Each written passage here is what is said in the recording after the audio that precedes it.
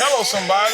It's your boy Marlon Big Face Silver right now. We jamming. It's almost the weekend, baby. It's Inside the Trenches podcast, streaming live here on New Orleans Talk Network and on ESPN New Orleans. Fred, the football season isn't even here, and the NFL is just taking over the media wave. Of course. They're doing their part. They really, absolutely. They're doing their part. Absolutely. We're going to have my main man, Preston Guy, come by from TigerBait.com. Talk to him about some of these guys that came into the 2024 class. Also, we're going to take a look at class of 2025, LSU, you name it. And in this first hour, we're going to look at a number of different areas. One thing we want to talk about, too, this is New Orleans, but we have Coach Payton in Denver with the Broncos. Russell Wilson, we're going to talk about that whole deal. We still have to kind of revisit that as Russell Wilson is with the Steelers. With the Steelers right now. But and they're getting a steal. They're getting a steal. They're getting a steal. You know who I forgot about? The Steelers the Steeler. You know who I forgot about too? Najee Harris. Najee? I did. I really did forget about him, so I look forward to talking about that as well. But we want to start this segment off by thanking Small Sliders in Marrero. 1635 Barataria Blvd. Make sure you make your way over there, get you some lunch today, and I want to thank them for this segment. NCAA basketball is kicking off, and we know LSU is going to have their ticket punched in there, but for a very long time, we hadn't seen this McNeese team shine. Yeah.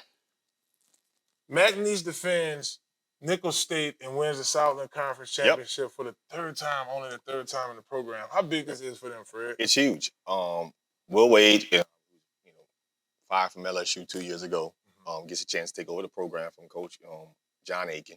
The program didn't win that many games last year. Will Wade steps in, 30 wins. 30 wins in the Southland Conference. That's a testament to hard work, coaching, and pushing these guys beyond. And again, give it up to Lake Charles because Lake Charles went through some devastating times a few years ago with Hurricane Laura. So this is a boost of morale for Lake Charles in that area for McNeese to go out here and win the Southland Conference. But Will Wade has definitely been the coach that can get kids and get a program in the right direction. Obviously, things didn't work out so well at LSU. That's right. With the allegations and that, and with one on there. But Will Wade can coach. And he's punched his ticket. And they played a heck of a Nicholls team. Nicholls has had a great season within themselves. First time head coach over there, Travion Sadler, took over the program from Coach Austin Clunch, who took the job at Alabama. His first year as first-time head coach wins 20 games at Nicholls.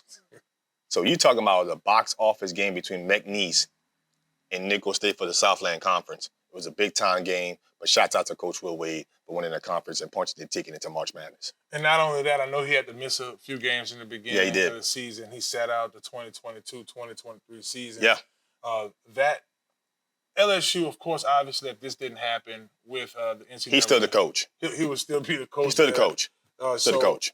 Big ups to him. Talk about a story of going through some trial tribulation and turning getting a second chance. Staying in the state. That's big.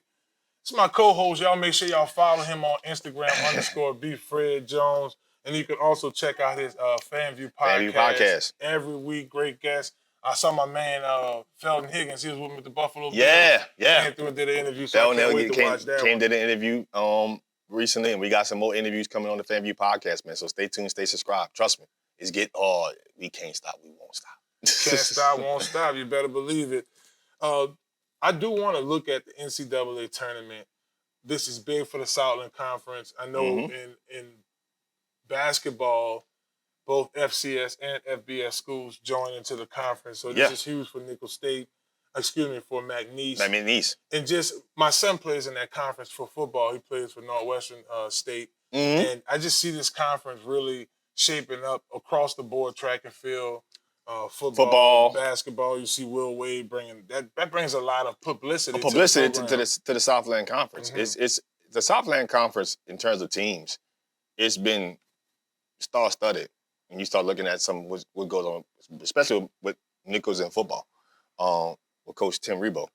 And they've done a heck of a job building that program on both sides. And then look at Southeastern; they've done a heck of a job, football and basketball. McNeese is going to be going back in the right direction, especially with Will Wade and basketball. And so it's a lot going on in there. So it's a lot of talent, a lot of great coaching. Yeah. And when you get good coaching inside of a conference, it's automatically going to get competitive, and it's going to become box office. It's going to become must-see TV. Like I said, that Southland, that particular game there, obviously McNeese wins. I think they win, 92-76? Yeah, it was 92-76. Listen, it was a star-studded game. They were able to, Nicholls State, at no point did they have the momentum of this game. No, they didn't. In the first half, Nicholls State scored 32 points. They didn't. McNeese scored 48. Now, they did score equal amount of points in the second half and ended up making things happen for them. So we all Louisiana here, baby. We want to see the entire state do well. And Fred, you made a good point earlier when they got hit with devastation with the storm a few years back. Hurricane Laura. It really did hurt them huge. Yeah. And to be able to bounce back from that. So we want to look at the NCAA men's tournament as we prepare here. And remember, guys, y'all can subscribe to Inside the Trenches podcast on YouTube, and make sure you subscribe to FanView podcast and also New Orleans Talk Network. And you can check us all out here every week for your broadcast. But taking a look at the men's, I clicked on the bracket thing. Just pull up the schedule here as we prepare for the men's basketball tournament to get going. Yeah. So live right now are the matchups on this Thursday, and this is just leading into this. This is the men's schedules, the matchups on a Thursday. Yeah. LSU is actually taking on Mississippi State on SEC Network. That's a huge game. Eastern Carolina takes on Tulsa. Just going through the days and looking at the calendar as we approach. As we approach these, conference championship, the ACC, obviously, Florida State is playing North Carolina. North Carolina, they win it big. They're going to probably advance in that game to try to get to the conference championship game. Most likely they may meet up with Duke again at some point. Then we look at the ACC. I mean, that's the ACC. But the Big 12 is with an interesting one with Houston.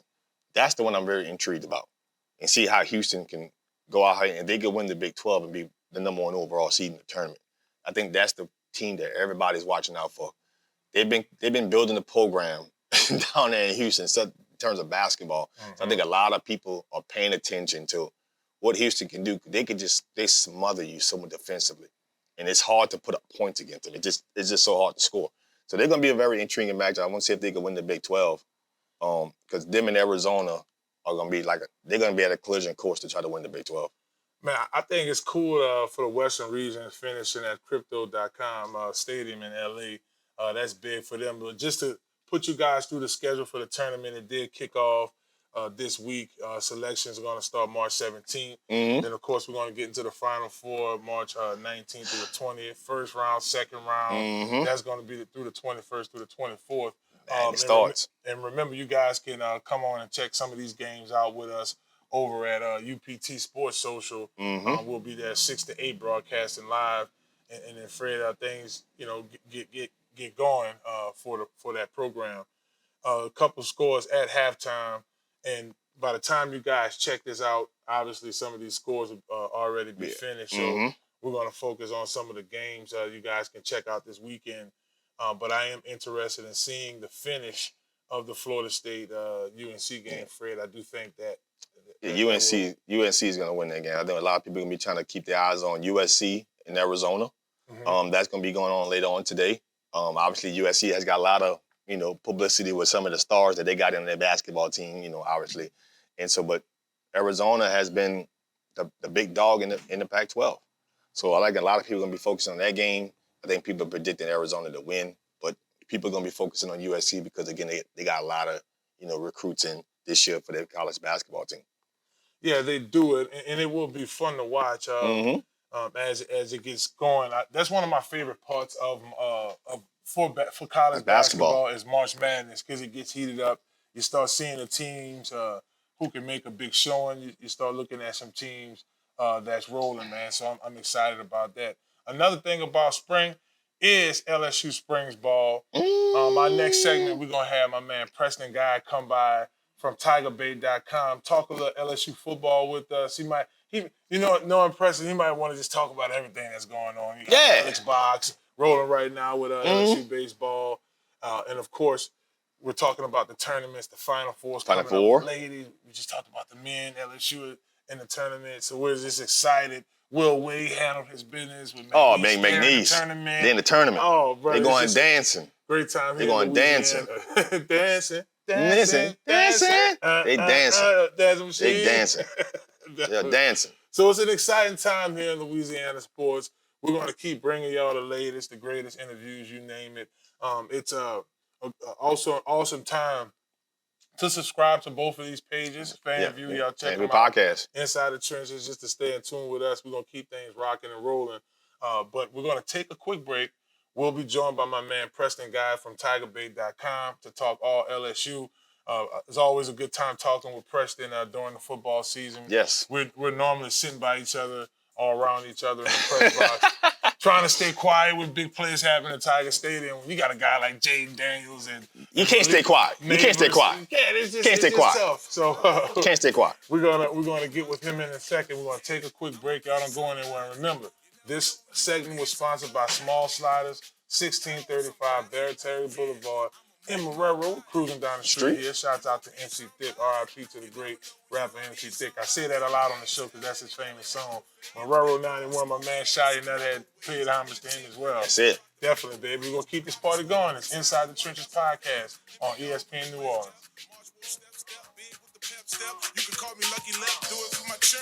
Are you a student athlete looking to take your career to the next level? Look no further than Conquer Sports Pros. That's right, Conquer Sports Pros. Our team of experts will get you guys on the right path to your student athlete journey in life. That's right, we have every position in football you need, and we also help out with other sports.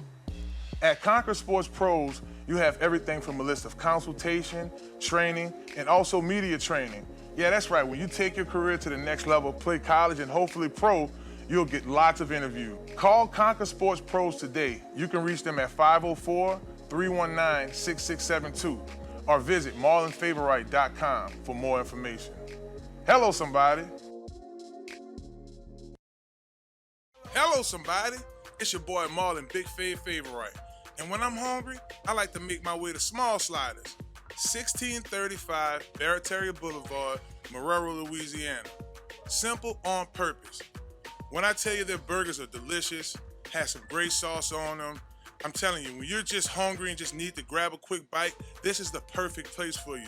Small Sliders. The customer service is nice. It's somewhere you can bring the family, hang out and chill, enjoy the atmosphere.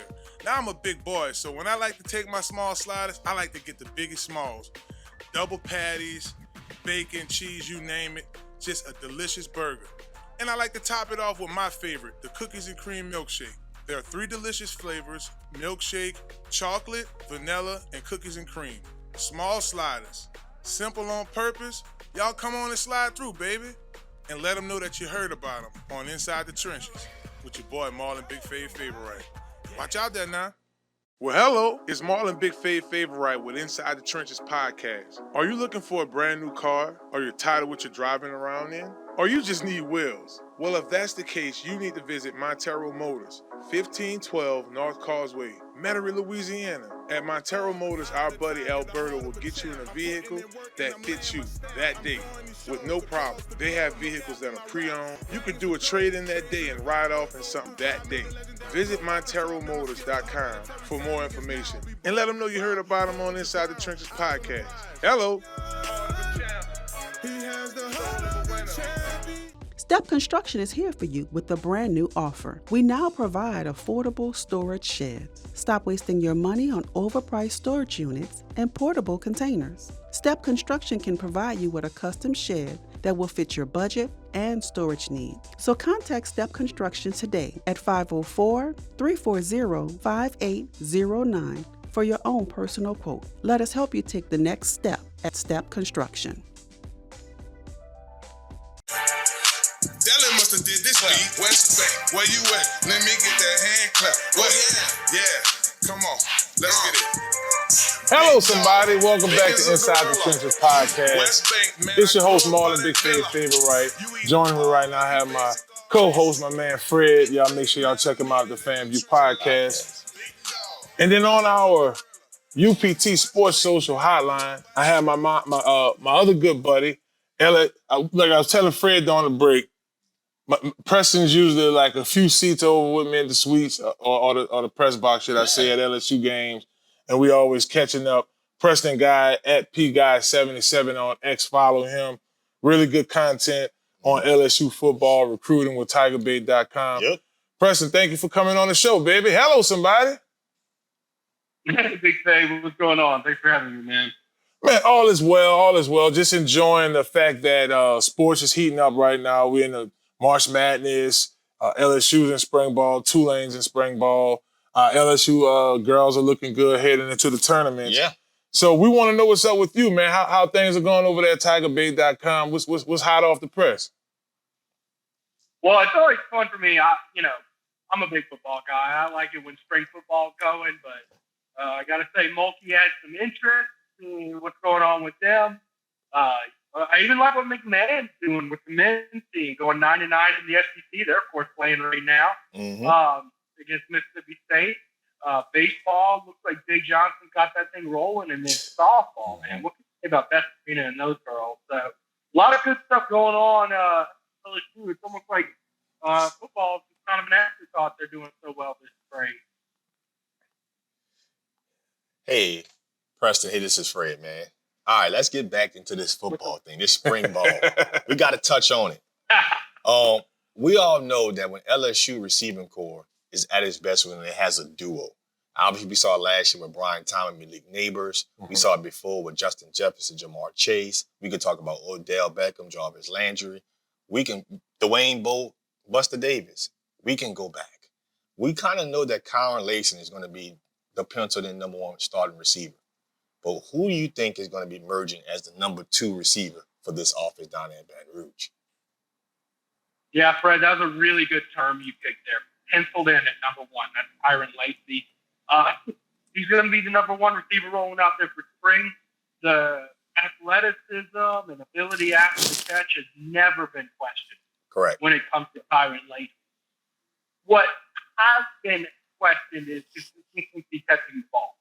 It seems like he's had a couple drive-killing drops during his time that really kind of kept him on the back burner. And as far as it being a duo, well, I think there's going to be 3 guys really pushing for to be in that duo. Next, you got C.J. Daniels, the Liberty transfer, one of 2 players in the portal that had more than 1,000 yards rushing or receiving scrimmage this year. Right? So LSU coaches are very high on him and his ability. He's a very pure athlete. We'll see if he can handle the SEC speed. Sometimes guys shine on lesser conferences, and they get to LSU when those lights turn on. They just don't have it quite the same. So we'll have to see how he transitions to the SEC. And then behind him, there's a guy who I really like, and that's Chris Hilton from Zachary. He is an absolute beaster, a deep ball threat. He got hurt last year, and we all know how stacked that receiving core was last year. So one little thing to put you back with them, and you're not getting nearly as much action. Well, he's definitely cleared up a good bit since then. And the thing that stands out is I was there all fall camp watching him practice. Nussmeier and Chris Hilton had just really good chemistry. Nussmeier likes to throw it deep. Chris Hilton likes to run deep. And they were really tearing it up in fall camp where, you were like, man, those guys are going to be good one day. Right? So I'm looking to see if that chemistry and connection continues to emerge now that they should be both poised to be starters. So those are guys I'm looking at. There's a couple other guys behind Shelton Sampson, who redshirted last year. Yep. Big body, talented guy. Looking to see if he, needs another year to develop or if he's ready to go. He was really raw a year ago. He needed to add some muscle. He needed to work on his route running and consistency with his hands. But, the talent is just very easy to see on him. So there's lots of receivers I could see stepping up for this team. If you're just tuning in to Inside the Trenches podcast, you're listening to Preston Guy. Make sure you follow him on X at PGuy77. I know you and Fred talked about the wide receivers, and when he said Sampson from Catholic High, I'm like, yeah, that's another big body receiver. Yep. We have some speedsters. I know Fred asked a couple of shows ago about brought up Aaron Anderson. I saw a couple of the practices online. He looks pretty good. I want to get to the quarterbacks, but before I go to the quarterbacks, I would be remiss if I didn't go to the defensive line. I just have to. Anybody that comes on here to talk LSU football, I just have to get a different perspective from a different guy until I'm able to get out to a couple of practices to kind of get a better look for myself. But we know Savion Jones is going to. He's the starter coming back. One of the guys with a lot of experience. Jacobian Guillory, someone who had a lot of playing time, really was like that third defensive lineman in a rotation last year. And then there's Swinson, who is going to be a jack from what I saw in some of the film, Fred. And he would get his hands in the dirt and stand up sometime. Preston, who else on the defensive line and our edge that we need to keep our eye on for spring? Yeah, Deshaun Womack is a guy I've really got my eyes on. I think it was pretty clear last year that he was a cruising talent, 5-star guy. I just weren't comfortable with him. Personally, believe the big problem with him last year is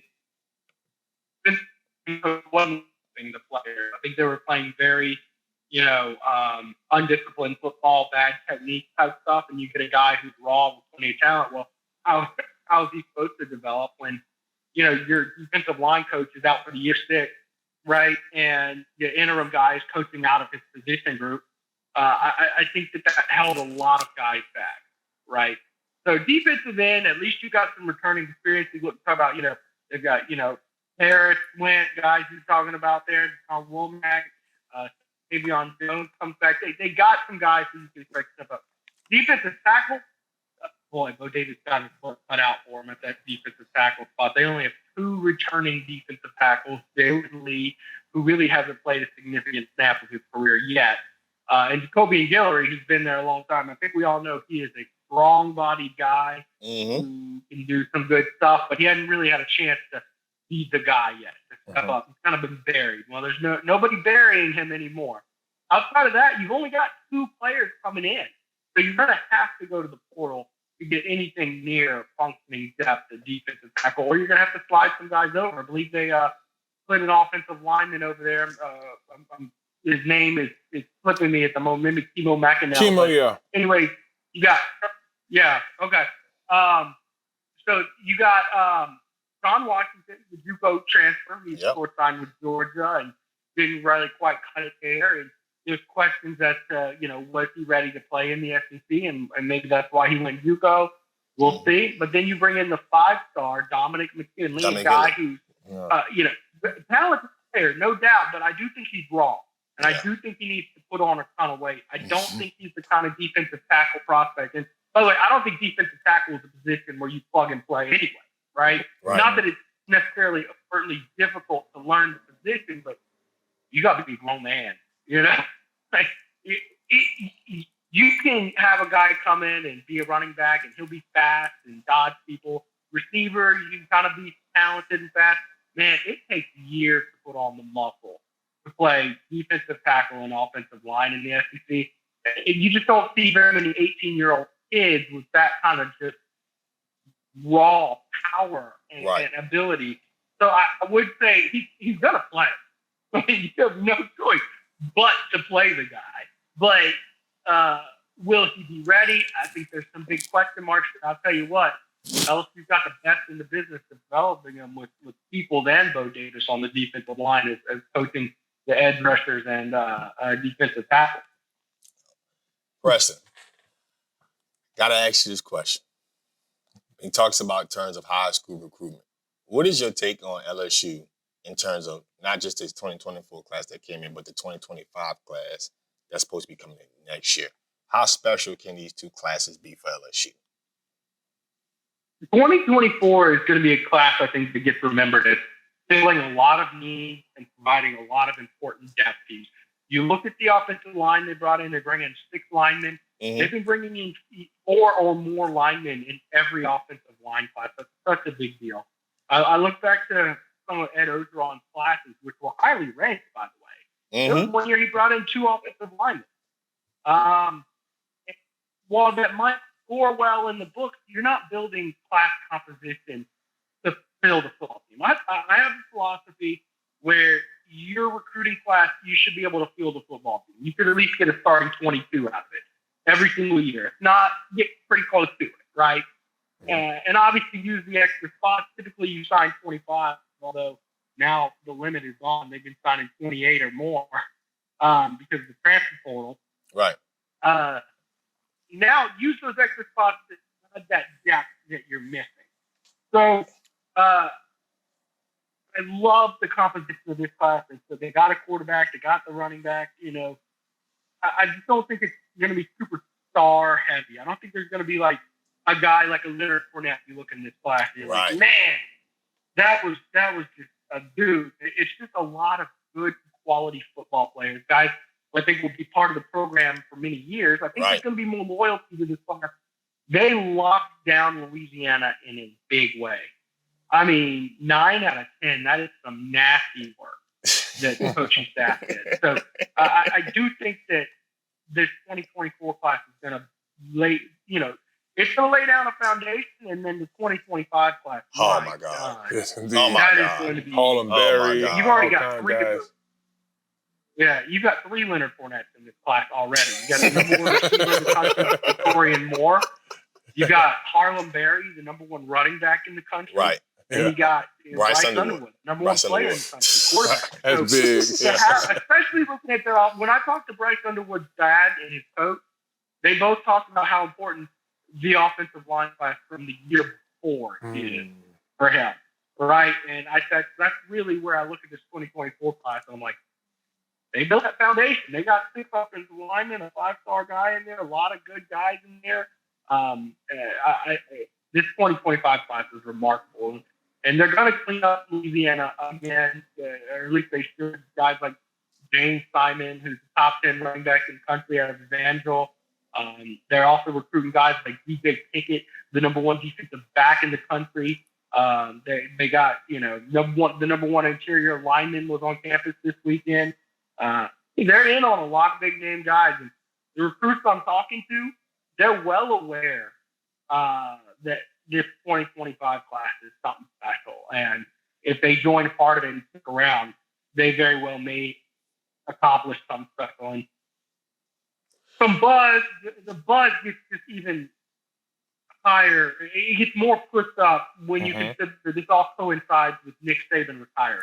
Yeah. Right. And there's a strong perception that, someone's got to fill that void. We all know Georgia's the top dog right now, but LSU doesn't play Georgia every year. And correct. A lot of people are looking at LSU as maybe the team that picks up that slack. Right. And they play Oklahoma this year, UCLA, USC. So the schedule is really going to be nice. And some young guys like a Dominic McKinley, hopefully he could develop and start contributing. Man, Preston, thank you so much for coming on the show. Y'all make sure y'all follow him again on X at PGuy77, Preston Guy, sports writer, staffer over at TigerBait.com, covering recruiting LSU Tigers. Brother, I look forward to seeing you at the spring game. And before the spring game, we're going to get some updates on how those guys are looking. So we'll definitely have to get you back on the show here soon. Yeah. Yep, I'll get my first look, not this Saturday, but next Saturday. Okay. And less media availability this year. That's correct. We understand that. Well, man, we thank you for coming on the show, and we'll get it in. It just makes us more excited, more than anything else. Like, can't wait to get a little closer look at just talking and see it. But brother, I appreciate your time, and have a good one. Hello, somebody. All right, see you soon, guys. See you, bro. See you. It's Inside the Trenches podcast. I'm your host, Marlon Big Favorite. Joining me right now is my man, Fred. Y'all hang tight there. It's New Orleans Talk Network. We're streaming live, ESPN New Orleans. This life so daisy. Thank the Lord for my lady. Well, hello, it's Marlon Big Fave Favorite with Inside the Trenches podcast. Are you looking for a brand new car? Are you tired of what you're driving around in? Or you just need wheels? Well, if that's the case, you need to visit Montero Motors, 1512 North Causeway, Metairie, Louisiana. At Montero Motors, our buddy Alberto will get you in a vehicle that fits you that day with no problem. They have vehicles that are pre-owned. You could do a trade-in that day and ride off in something that day. Visit MonteroMotors.com for more information and let them know you heard about them on Inside the Trenches podcast. Hello. Hello, somebody. It's Marlon Big Fave Favorite with Inside the Trenches podcast. Do you need a quick car wash? Well, if that's a yes, you need to visit Crown Car Wash, 1336 Stump Boulevard, Gretna, Louisiana, on the West Bank, baby. Crown's the best. You get a spotless wash, nice clean tires, reasonable pricing, and free vacuuming. My favorite part about Crown Car Wash, they open 24/7. That's right, 24 hours a day, 7 days a week. You can visit Crown Car Wash on the West Bank, baby, and let them know you heard about them on Inside the Trenches podcast with Marlon Big Fave Favorite. Watch out there now. It's that boy Fred, host of FanView Podcast. Tune into the NOTN app weekdays, 3:30 for the FanView Podcast. Go to NewOrleansTalkNetwork.com to watch more episodes of FanView Podcast. Don't forget to like, subscribe, and watch. Listen up. Your customers, our listeners, could be hearing about your business right now. Yeah, right now. Don't miss out on the opportunity to advertise with NewOrleansTalkNetwork.com.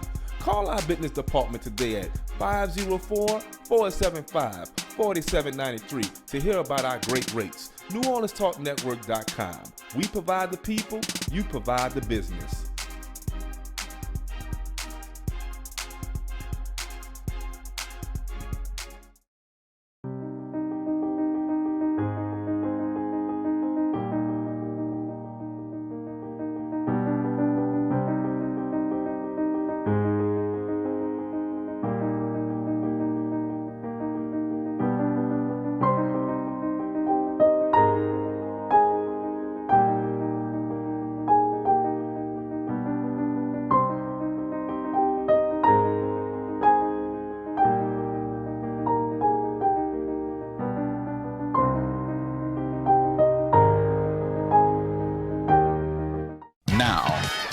Now New Orleans has a choice. Download the New Orleans Talk Network app for your mobile device or listen at www.NewOrleansTalkNetwork.com.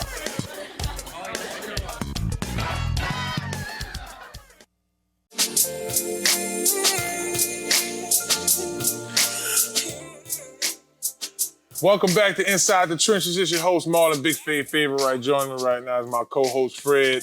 Shout out to my man, Preston Guy, for coming on the show. Absolutely. Talk a little LSU. Absolutely. Even in between breaks, me and Fred was just talking about that class of 2025 skill players. You know, he mentioned Bryce Underwood. He mentioned Harlan Berry. Crazy. Elite.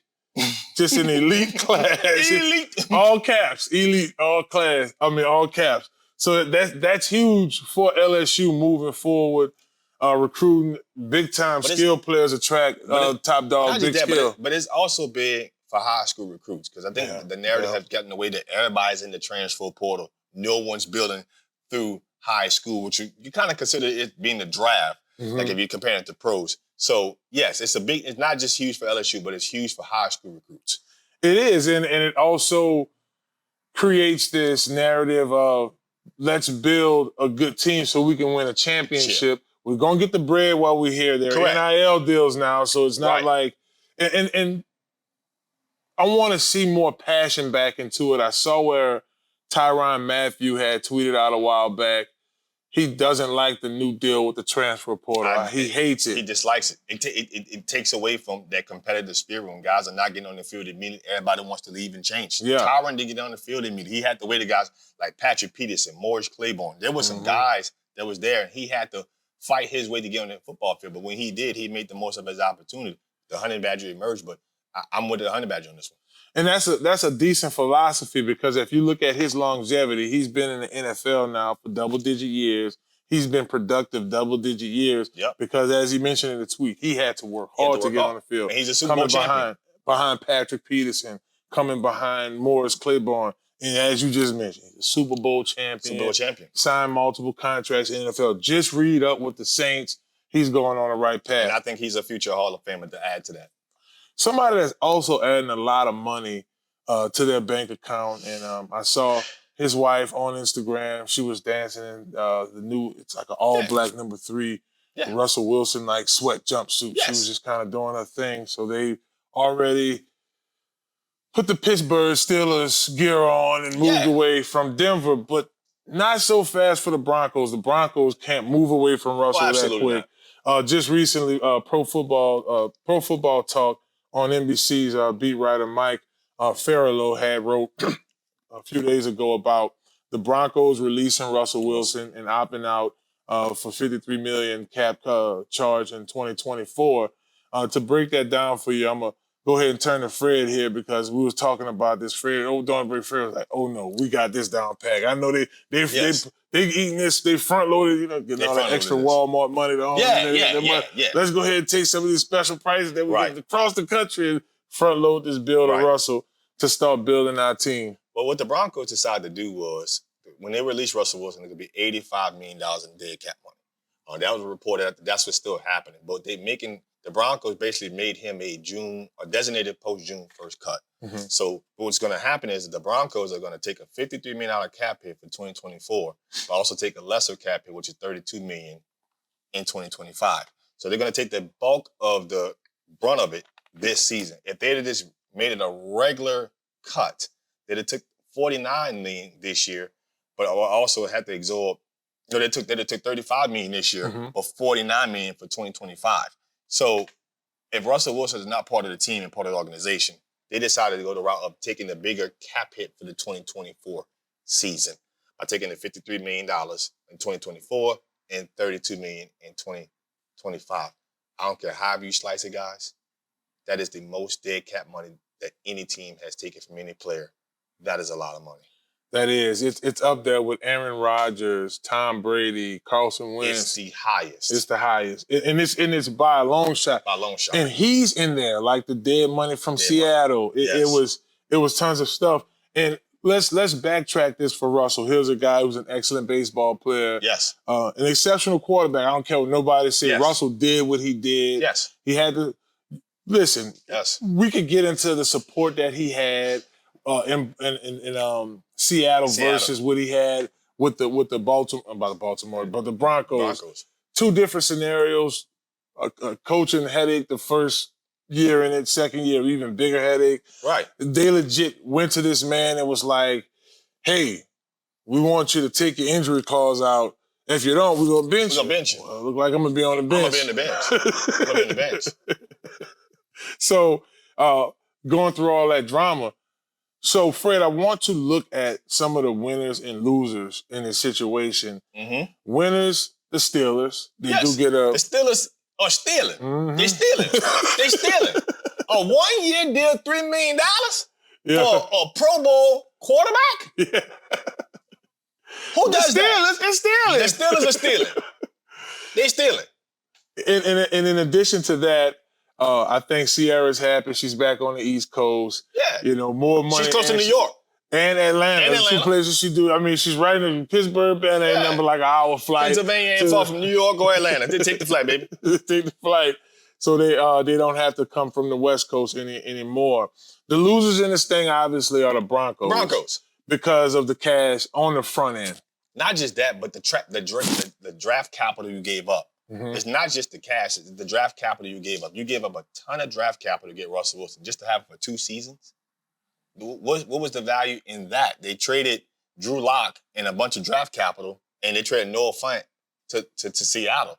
So far, so good. It looks like Seattle is paying dividends with that one of those picks was Witherspoon that they got from Denver. That's right. That's correct. Witherspoon, which is after the corner out of Illinois. So the Broncos have just made themselves a travesty in this whole situation with Russell. The draft capital, the dead money. I mean, you're bad. You're bad.com. Everything that happened in that deal is all bad. It's all bad. You're bad. You're bad all over. So Russell now has different weapons. Yes. You look at this Pittsburgh Steelers offense, the George defense Pickens. that they're building around it. You got a guy, as you mentioned, in George Pickens, who's a top-notch baller. You look at his backup in Marquez Callaway. If he makes it, on the team through the season, that's big. Calvin Austin III, Dan Fitzpatrick. You have Desmond Means on the team. You look at the offensive line. He has James Daniels, an All-Pro. He has a couple of guys. I think he has more of support, not only in the running game, you talk about Najee Harris, but also with his weapons. Not just that, but consistency at head coach. So Mike Tomlin has been a Steeler for 18 seasons now. So that's true. That's consistency. True. We know that he can come in here and Tomlin wants to win, Russell wants to win. And don't deny the fact that the Steelers may go out here in free agency at some point in time and get a veteran receiver. Because they just traded Deontay Johnson to Carolina, and they got Dante Jackson, the corner from LSU. From LSU, my boy. That played the Panthers. So they added some pieces to their secondary. But I could see them adding a veteran receiver or drafting a receiver at some point in time in the draft, whether it's day 1 or day 2, to add to George Pickens and get Russell Wilson more support in this offense. So now the problem I do see with the Steelers is that it's a juggernaut of a division. You have the Ravens, you have the Bengals, and you have the Browns. If you're talking about teams who, I think every team in that division last year all were above 500. It's a juggernaut of a division. So you do. It's a juggernaut. It's a juggernaut. It is, and you do have to take a look at, for the Steelers, what direction you take in the draft. Yeah. We see some of these big free agency deals with Russell Wilson. You see the deal with Patrick Queen on the defensive side of the ball. He goes to the Steelers. A big-time upgrade. Yeah. What are some areas of need that you see for the Steelers in this year's draft right now? Which direction you think they should take? I think you got to consider the fact that you got to go receiver at some point, and you got to address tight end too.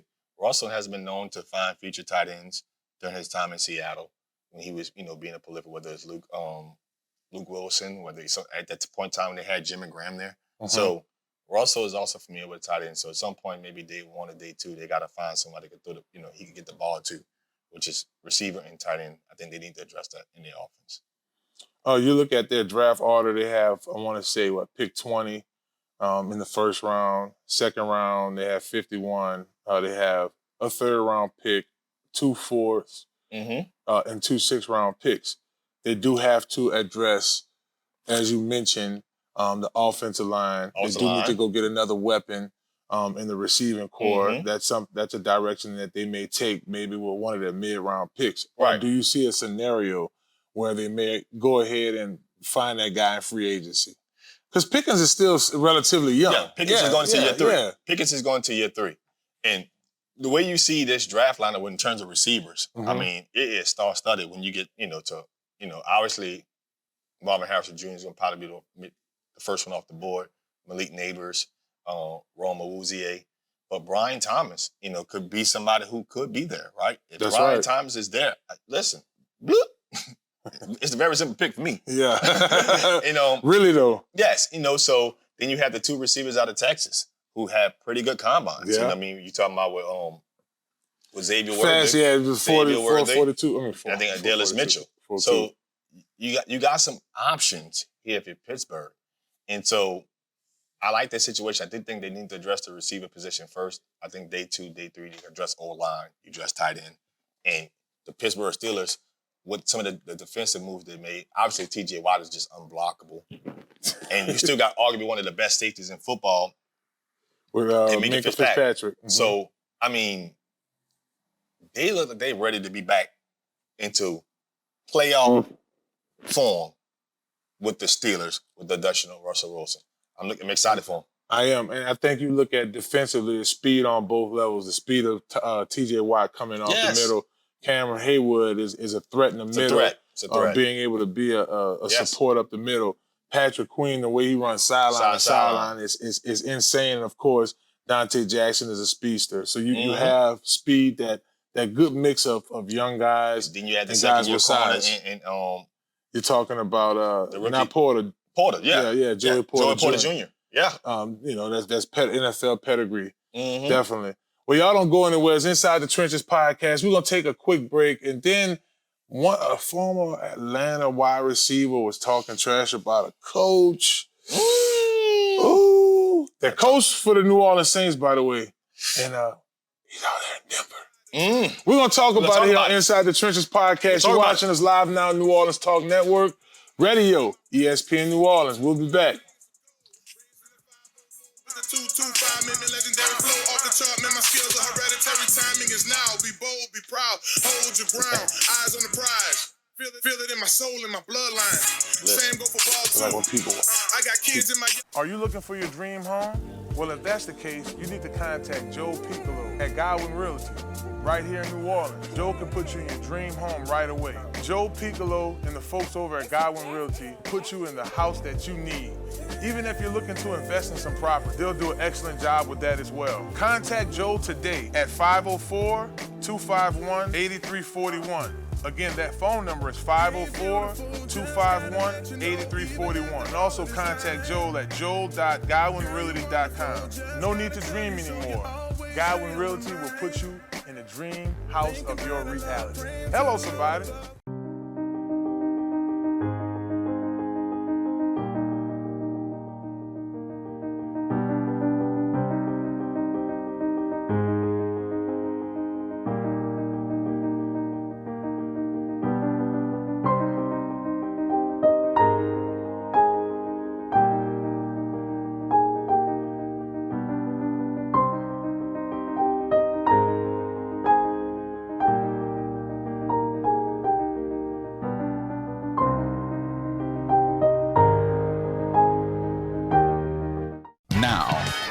Now New Orleans has a choice. Download the New Orleans Talk Network app for your mobile device or listen at www.neworleanstalknetwork.com.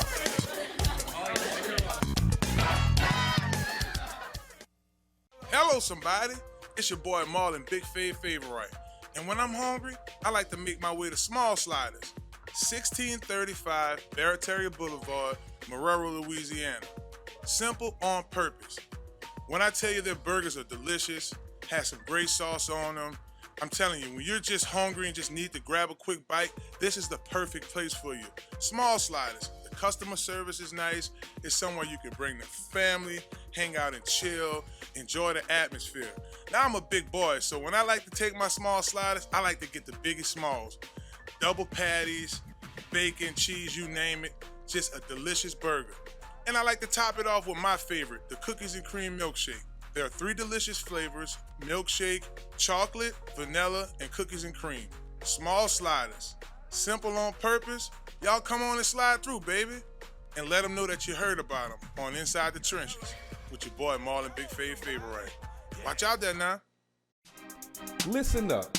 Your customers, our listeners, could be hearing about your business right now. Yeah, right now. Don't miss out on the opportunity to advertise with NewOrleansTalkNetwork.com. Call our business department today at 504-475-4793 to hear about our great rates. NewOrleansTalkNetwork.com. We provide the people, you provide the business.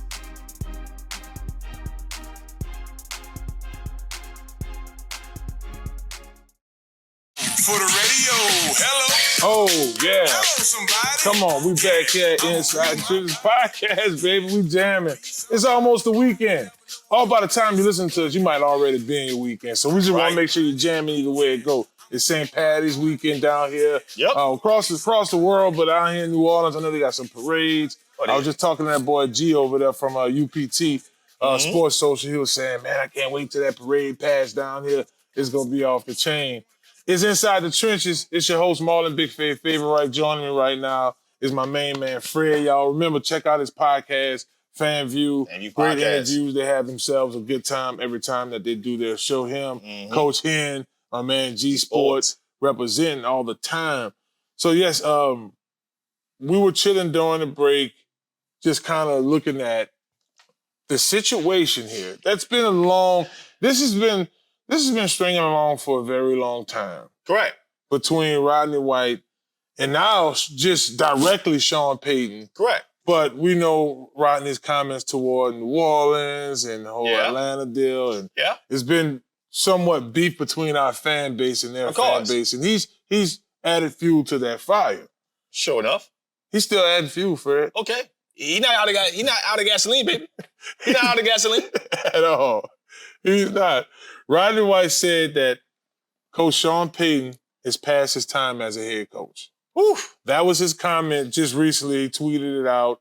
It was like, it doesn't matter who they draft, whatever the case may be. Uh-huh. So I saw that Sports Null had dropped an article about it. Yeah. Beat writer Andrew Russ.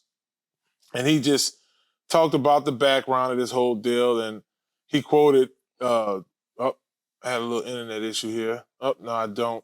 Now I'm back I'll at tell you it. exactly what he said. Yep. He said, Sean Payton, time has passed him by.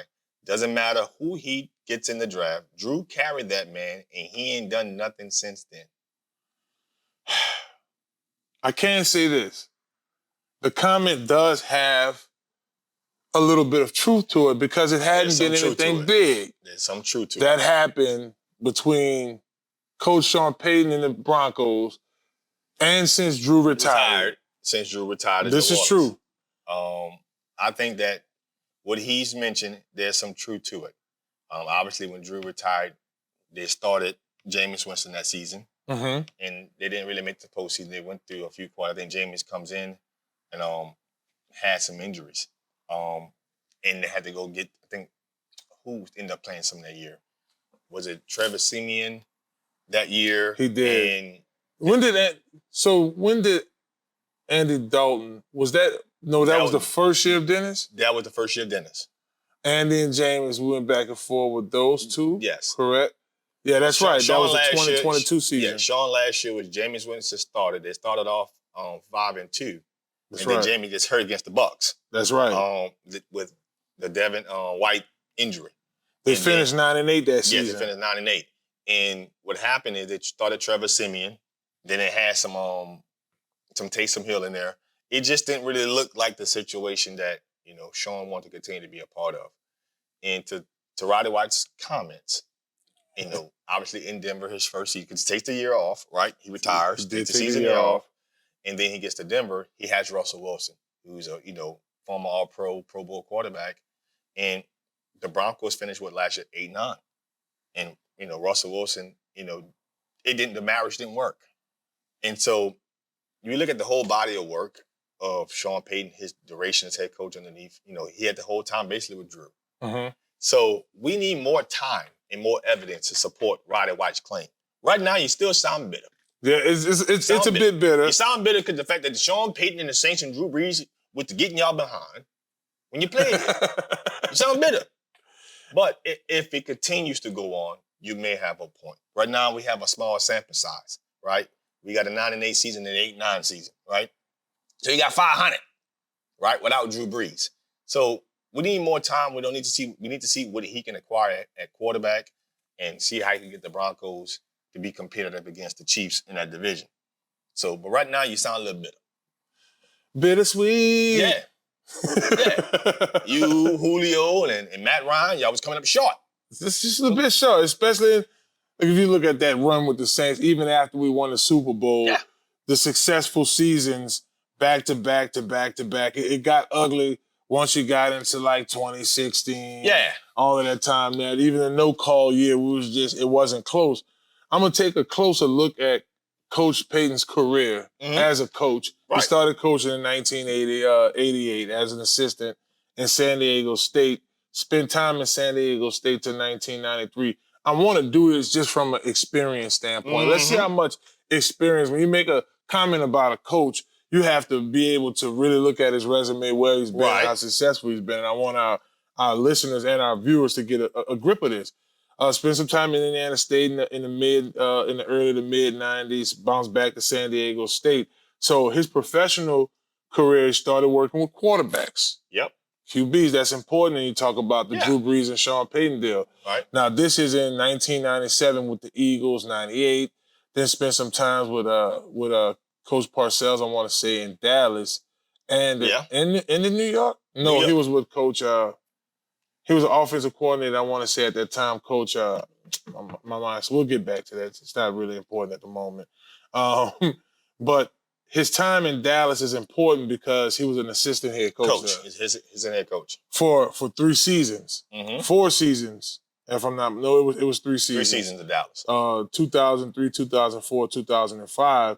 And then his time in New Orleans. I mean, then you go 2006 all the way to 2021. Now, here's the thing with that. 15 seasons. In 2012, you know, the Bounty Gate. He was a 6th grade coach at Liberty Christian, Texas. Man, offensive coordinator. Yeah. Y'all saw the movie. Yeah. So he still keep coaching. And you show skill set when you could be an assistant head coach, an offensive coordinator with 6-year-olds and be successful with it. Yes. You know? So it's still making a compelling point. But there is this one season, and it was the head coach at the Denver Broncos, that big blowout. That was in the beginning. They lost 70-20. I think it was week 3 or week 4. They played the Dolphins. It was early. It was week 4 against the Dolphins, where they got massacred. And it was like, they got massacred. Hold on, what's happening? They got 70 dropped on them. They got 70 dropped on them. That was ugly. That was. It was a massacre. Stuff like that. I can imagine Rodney White watching that game. Like, man, I told y'all, coach fell off. That's the bitterness again. Bitterness. Pettiness. Y'all watch the Inside the Trenches. Too old. Can't coach them young cats. Y'all watch the Inside the Trenches podcast here live on New Orleans Talk Network. Y'all be sure to subscribe to the Inside the Trenches podcast, and y'all keep up with the latest and the greatest in sports from us. We're going to try to keep them interviews going. I mean, the whole network here at New Orleans Talk Network. Absolutely. Between FanView, Inside the Trenches podcast, Live Line, Have It Rolling. I mean, so many different networks y'all can check out here. We're talking about, if you're just listening to us or tuning in, we're talking about Roddy White's comments towards Coach Sean Payton about his time being past him as a head coach. To Roddy White's point, I think he also mentioned the fact that sometimes you got to be able to relate to players, right? When you come into a new situation in Denver, maybe the way you did it in New Orleans when you was a younger coach, but able to relate to players. Right. Now we're watching teams hire much younger guys. Like Raheem Morris becomes the head coach now in Atlanta, right? We watch Antonio Pierce get a head coach job, being a position coach, right? Right. Dan Campbell being the former position coach, being able to get guys juveniled, right? Now we're watching Gerard Mayo get a new head coach job. Maybe find a way to relate to players. I think what he's also trying to mention is that maybe Sean Payton's time has come up also in terms of how he wants to relate to players. Maybe his way isn't the only way. So he's going to have to start adjusting to the new marketplace of players, not the players adjusting to him as a head coach. Now, it's easier when everybody adjusts to the head coach when you already have a glue guy in Drew Brees in the locker room, right? Correct. When you have that kind of quarterback inside your locker room, what Sean wants to say and what Sean wants to express, because the quarterback is also following the lead of the coach. That's not the case in Denver. We don't have that quarterback, and we don't necessarily have that staple leader in Denver, right? So the way Sean maybe wants to coach may look a little outdated. It does look outdated from a distance because his coaching style with Drew Brees we started to see it wear and tear a little bit around 2018, 2019. Like that was like that last big spark where we knew Michael Thomas played a big role. We knew Alvin Kamara played a really big role as well. So he does have to look at how he's going to shape that team. Lastly, here we're going to take a look at their draft order. They do have the 12th pick in the first round. 76, 120. That's 3rd and 4th. They have 3 fifth round picks. 3 of those they acquired from Miami, Cleveland, and the Jets. Right. They have a 5th and 2 6th. Fred, we're going to look at these. We know that your first 3 picks are important. What positions should the Broncos go towards those picks? I know I have one in mind. Well, the biggest vote is quarterback. Bingo. That's 12. That's 12. Obviously, they haven't been well running the football. They got to consider the fact that they got to be able to move the change and get first downs. One thing about the Sean Payton offense is time of possession to get first downs. And one of the biggest way to get first down is being able to run the ball in short yardage. They don't really have that. So they may have to consider a back and maybe in the second, day 2 picks. After that, man, the Broncos they got a lot of voids. So they traded Jared Judy. Yeah, right? Wide receiver. Cortland Sutherland is being reported could be released. They re-signed Tim Patrick, but they only have Tim Patrick going into the season. I mean, Robert Siebert is another void of the Broncos. Right. So something else you got to consider. Yeah, well, we're going to continue to take a look at what they're going to do. I mean, obviously, we're going to pay attention. We have a local guy there, defensive coordinator, Vance Joseph. That's homeboy. Yes, homegrown. And then Sean Payton has lived here for over double-digit years, Yeah. so you might well say he's a New Orleans as well. Yeah. It's Inside the Trenches podcast. It's your boy, Big Fave. We got that boy, Fred, in the building with me. We're going to come back. We're going to come right back. We'll keep this sports thing going, baby. Yeah. We got to look around the NFL still. We didn't talk LSU football early. Had to get that out the way. It's Inside the Trenches podcast. And remember, this segment was brought to you by Crown Car Wash, 1336 over there in Gretna. Stump Boulevard, 1336 Stump Boulevard in Gretna, the big purple building. You can't miss it. Can't miss it. We'll be back. Inside the Trenches podcast on ESPN New Orleans.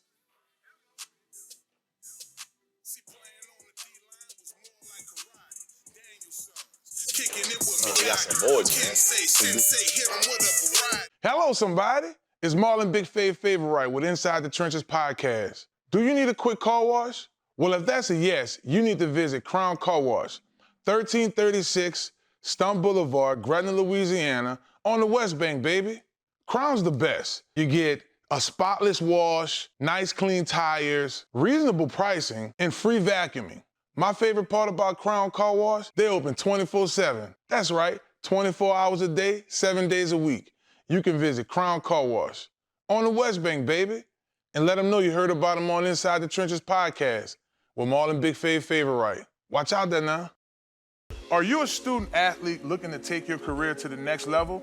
Look no further than Conquer Sports Pros. That's right, Conquer Sports Pros. Our team of experts will get you guys on the right path to your student athlete journey in life. That's right, we have every position in football you need, and we also help out with other sports. At Conquer Sports Pros, you have everything from a list of consultation, training, and also media training. Yeah, that's right. When you take your career to the next level, play college, and hopefully pro, you'll get lots of interviews. Call Conquer Sports Pros today. You can reach them at 504-319-6672 or visit marlonfavorite.com for more information. Hello, somebody. Well, hello, it's Marlon Big Fave Favorite with Inside the Trenches podcast. Are you looking for a brand new car? Or you're tired of what you're driving around in? Or you just need wheels? Well, if that's the case, you need to visit Montero Motors, 1512 North Causeway, Metairie, Louisiana. At Montero Motors, our buddy Alberto will get you in a vehicle that fits you that day with no problem. They have vehicles that are pre-owned. You could do a trade-in that day and ride off in something that day. Visit MonteroMotors.com for more information and let them know you heard about them on Inside the Trenches podcast. Hello.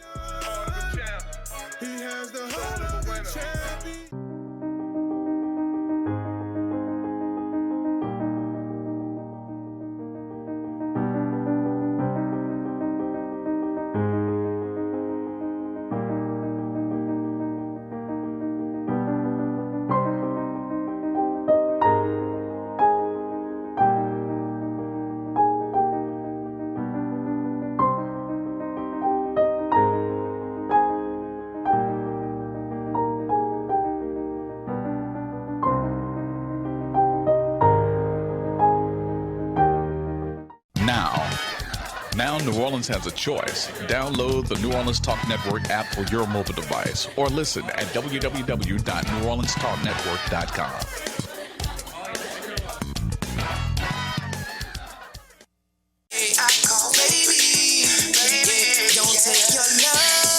Oh, we jamming over here, baby. Enjoying it. It's Inside the Trenches podcast. It's your host, Marlon Big Fave Favorite. Join here, my boy Fred. We're enjoying this day. We're enjoying the time that we have on this show with you guys. We appreciate y'all time as well. This segment is brought to you guys by Montero Motors, 1512 North Causeway Boulevard in Metairie, Louisiana. Make your way over there. Tell Alberto, say, hey, Alberto, man, my boy Big Face said you got some of the best used car deals in town. He gonna say, hello, somebody. So y'all make sure y'all hit them up, 1512 North Causeway Boulevard, Montero Motors in Metairie, Louisiana. It is. So this hour two is jammed up with NFL football. Y'all know it. We're going to talk a little Pels as well. But I want to start off to talk about SBNation.com dropping an article. Basically, the article states 5 NFL teams who improved in free agency. Right. And 2 teams who didn't. Now, me and Fred, we might have our opinions on that as well. We may add in a team or 2. We may agree with some of this article as well. It was written by Joseph Acosta with SB Nation. So the first team on his list is the Houston Texans. Yes. They do get Danielle Hunter. It's a 2-year, $49 million guaranteed deal. I think if you look at what he does for them defensively, to bring more funk to the team. Yeah, double-digit sack guy. You pair that up with Will Anderson on that defense. Listen, it's that Houston Texans team is doing the things necessary to take the next step. Obviously, they caught a lot of people by surprise last season. Obviously, when you're drafting second and moving up to draft third overall, I mean, not everybody's considering you to be your front runner for your division or a playoff berth team.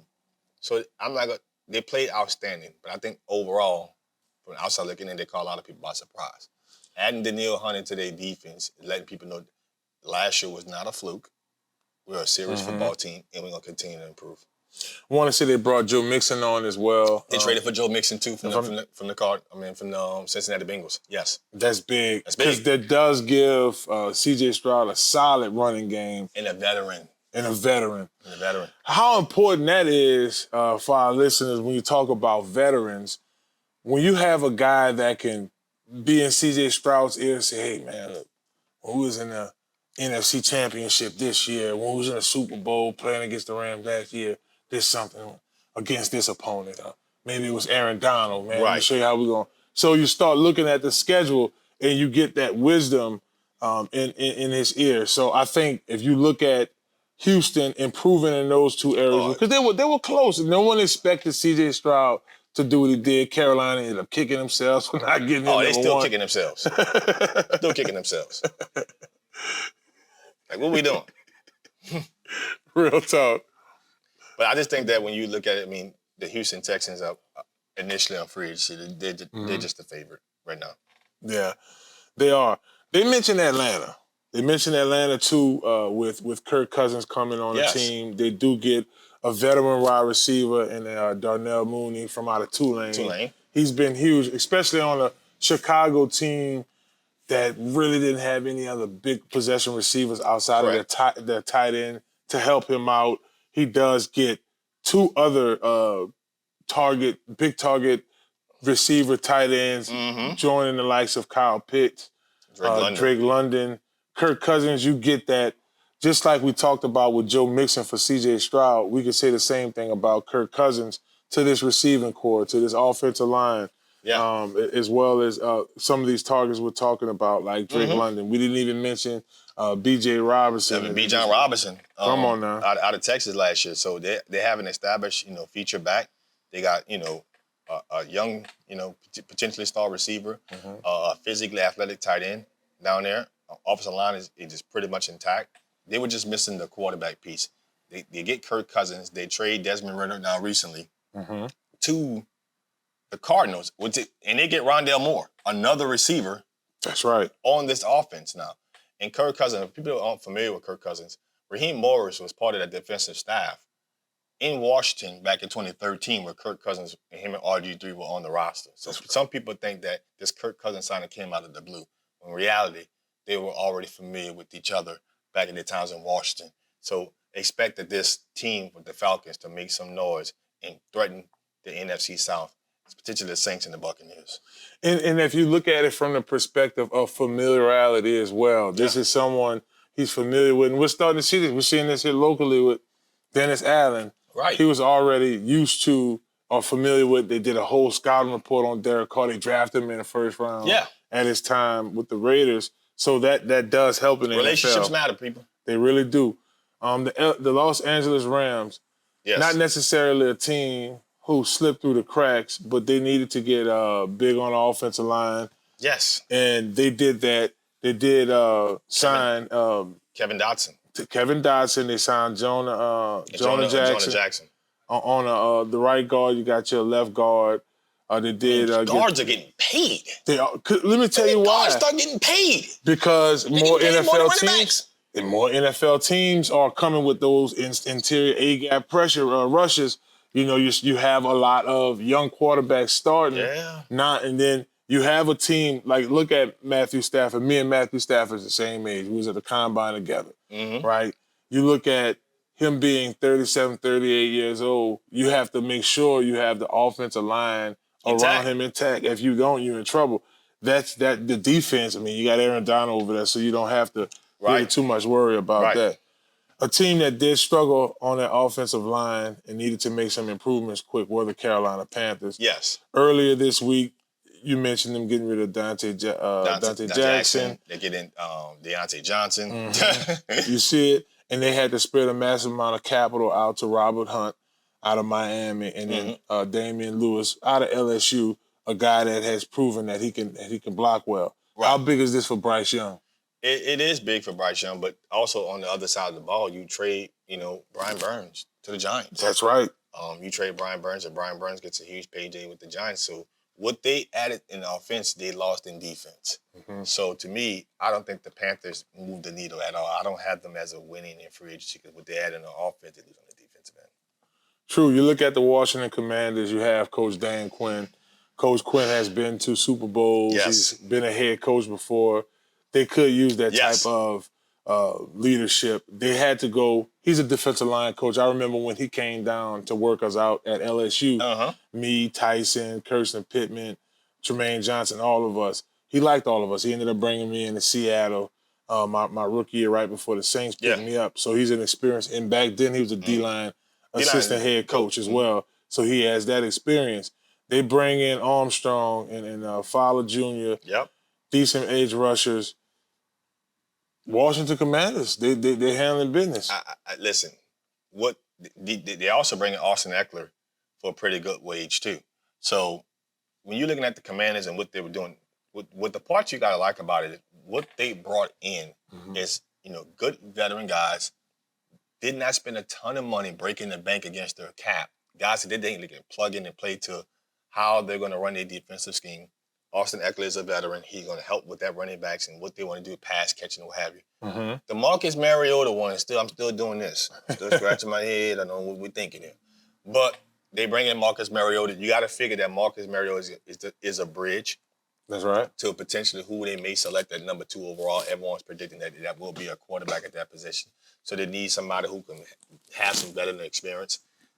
I like what the Commanders are doing. They got the ball rolling by bringing in some pieces that I think they can fit, but they didn't make a big splash. Right. I think that's part of when you coming in as a new head coach, not bringing in splashes, but bringing in guys that can fit a system and fit a role. You look at some NFL teams, SB Nation continues to talk about other teams that need more work to do, and they mentioned 2. One is the Seattle Seahawks. Damian Lewis is now, we just talked about him in his last segment. Yes. Making his way to the not the Washington Commanders, to the Rams. And then you have, they talked about the Dallas Cowboys. Yeah. They're letting Tyron Smith walk. He was one of their big guys. I think they let him hit free agency, but I think he may end up re-signing with the Cowboys. They're just trying to find out what the market is. Right, and then you want to give CD Lamb a new contract extension as well, so they have to do that, and they did figure out what they need to do to extend Dak Prescott to make some more cap space. So where New Orleans was right now, it seems to be where the Dallas Cowboys are. Now, a team that they didn't mention, I thought really helped themselves, was the Baltimore Ravens. Oh, you get Derrick Henry. You get Derrick Henry. You already have Zay Flowers there. You end up solidifying that. You do lose Patrick Queen, but you do add that running space. I was talking with my one of my homies, Ave, yesterday, and we was talking about how with this new setup in Baltimore, it's more of a threat in the speed option, however you're doing it. Yes. Whether you selling a shotgun, or whether you figuring that linebacker has to respect Derrick Henry, and I think that just because they didn't. If you look at it, not taking anything from Gus. They're just not Derrick Henry. They're just not Derrick Henry, bro. There's no disrespecting any back that was in Baltimore last season. You're just not Derrick Henry. You're just not Derrick Henry. Yeah. You're not him. It's a man child. that he is. So, Fred, who else you think really helped themselves out this offseason so far as free agency? Man, I mean, when you start to look around free agency, obviously, it's the team that kept stealing. It's the Pittsburgh. Steelers. It's the Steelers. Mm-hmm. It's the Steelers. They get rid of a receiver who drop balls for a cornerback who can cover. You get a quarterback for league minimum who's a former Pro Bowler, former All-Pro. Right. It's the team that stole. It's the Steelers. It's the Steelers. Baltimore Ravens Steelers. That division is going to be off the chain. I can't wait till those Sunday night games. So we're going to take a quick break here. Again, this segment was brought to you by Marrero Motors, 1512 North Causeway Boulevard. Holler at my man Alberto. He'll get you guys situated. We're going to switch gears a bit here for our next segment. It's time to enjoy some NBA. We're going to talk about the Pelicans, their recent games and the games to come. Right. How the Pels looking in the playoffs. It's Inside the Trenches podcast. Don't go anywhere. We'll be back.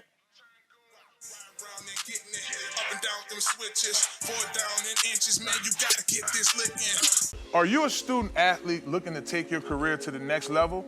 Look no further than Conquer Sports Pros. That's right, Conquer Sports Pros. Our team of experts will get you guys on the right path to your student athlete journey in life. That's right, we have every position in football you need, and we also help out with other sports.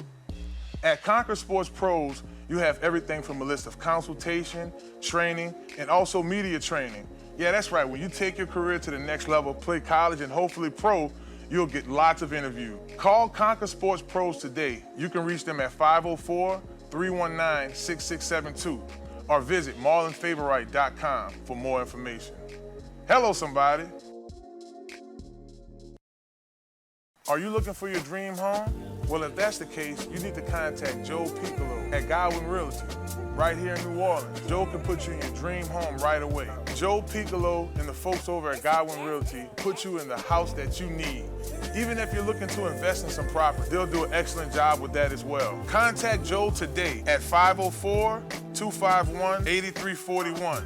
Again, that phone number is 504-251-8341. And also contact Joel at joel.godwynrealty.com. No need to dream anymore. Godwyn Realty will put you in the dream house of your reality. Hello, somebody. It's that boy Fred, host of FanView Podcast. Tune into the NOTN app weekdays, 3:30 for the FanView Podcast. Go to NewOrleansTalkNetwork.com to watch more episodes of FanView Podcast. Don't forget to like, subscribe, and watch. Listen up. Your customers, our listeners, could be hearing about your business right now.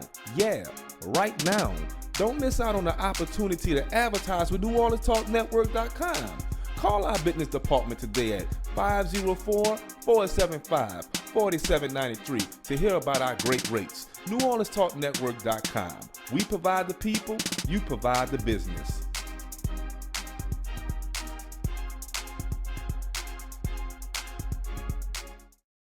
Hello, somebody.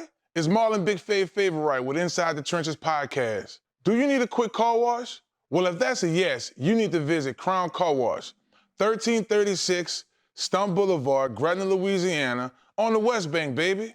Crown's the best. You get a spotless wash, nice clean tires, reasonable pricing, and free vacuuming.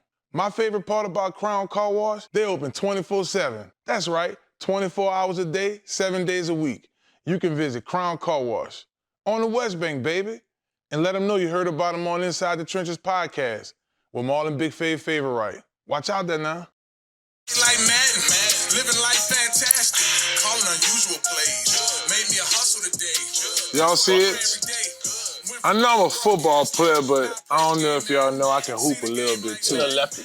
Little lefty, see that left hand shot? James Harden light. And then check this out. Because I know some folks listening to us too. Another thing I do, I have it in the left hand and swoop to the right hand. Made that layup, bro. I'm cold with it. Yeah? I'm all right. If I'm being honest, I'm average. That's just, I just take the what's the word I'm looking for? All the attributes or the qualities I have from football and just bring them on the basketball court. Now, some people say, man, you playing too rough. Are you? Nah, man, I'm just playing. I'm going low. Yeah. You this where you sticking me. You Zion on 2.0. Something like that. I don't know. Zion almost got a foot height on me.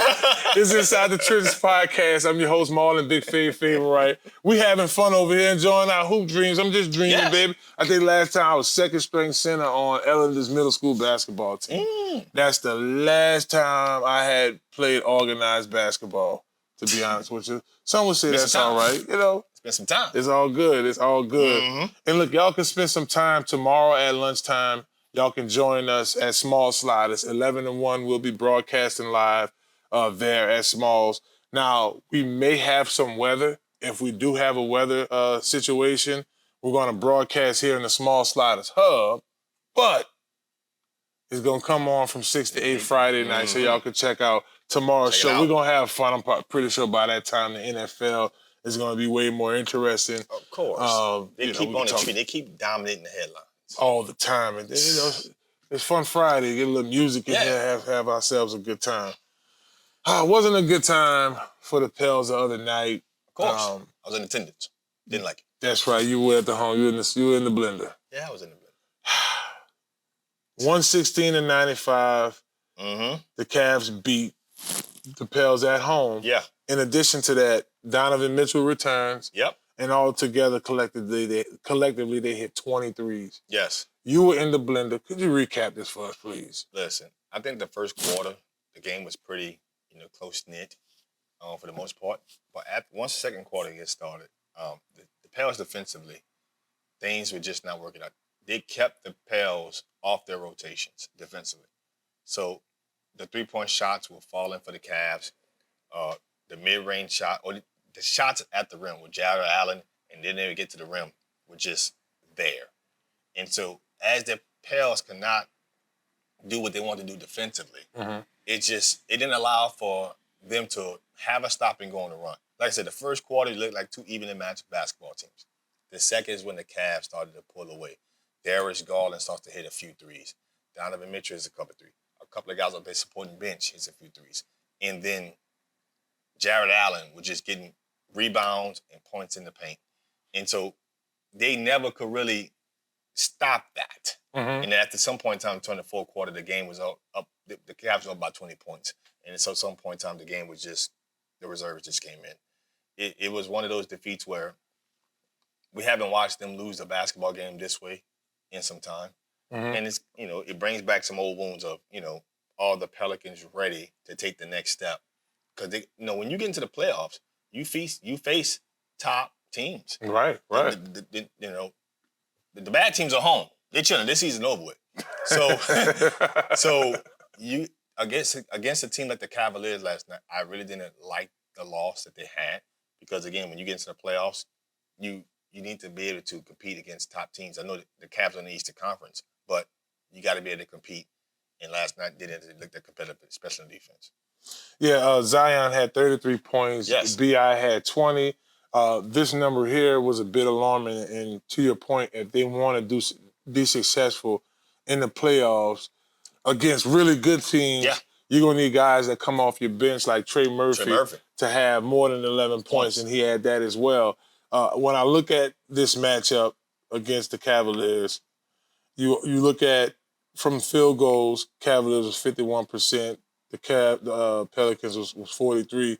I like to go down to the stat of turnovers. That was even. So this came down to scoring. And when you look at them being able to not play defensively the way they need to be able to play on the next level is huge. It was a masterpiece by the Cavs offense. The Pelicans, they never gave the Pelicans a chance to switch the way they want to switch. Every time the Pelicans wanted to set themselves up defensively, the ball kept moving around, the ball kept getting rotation.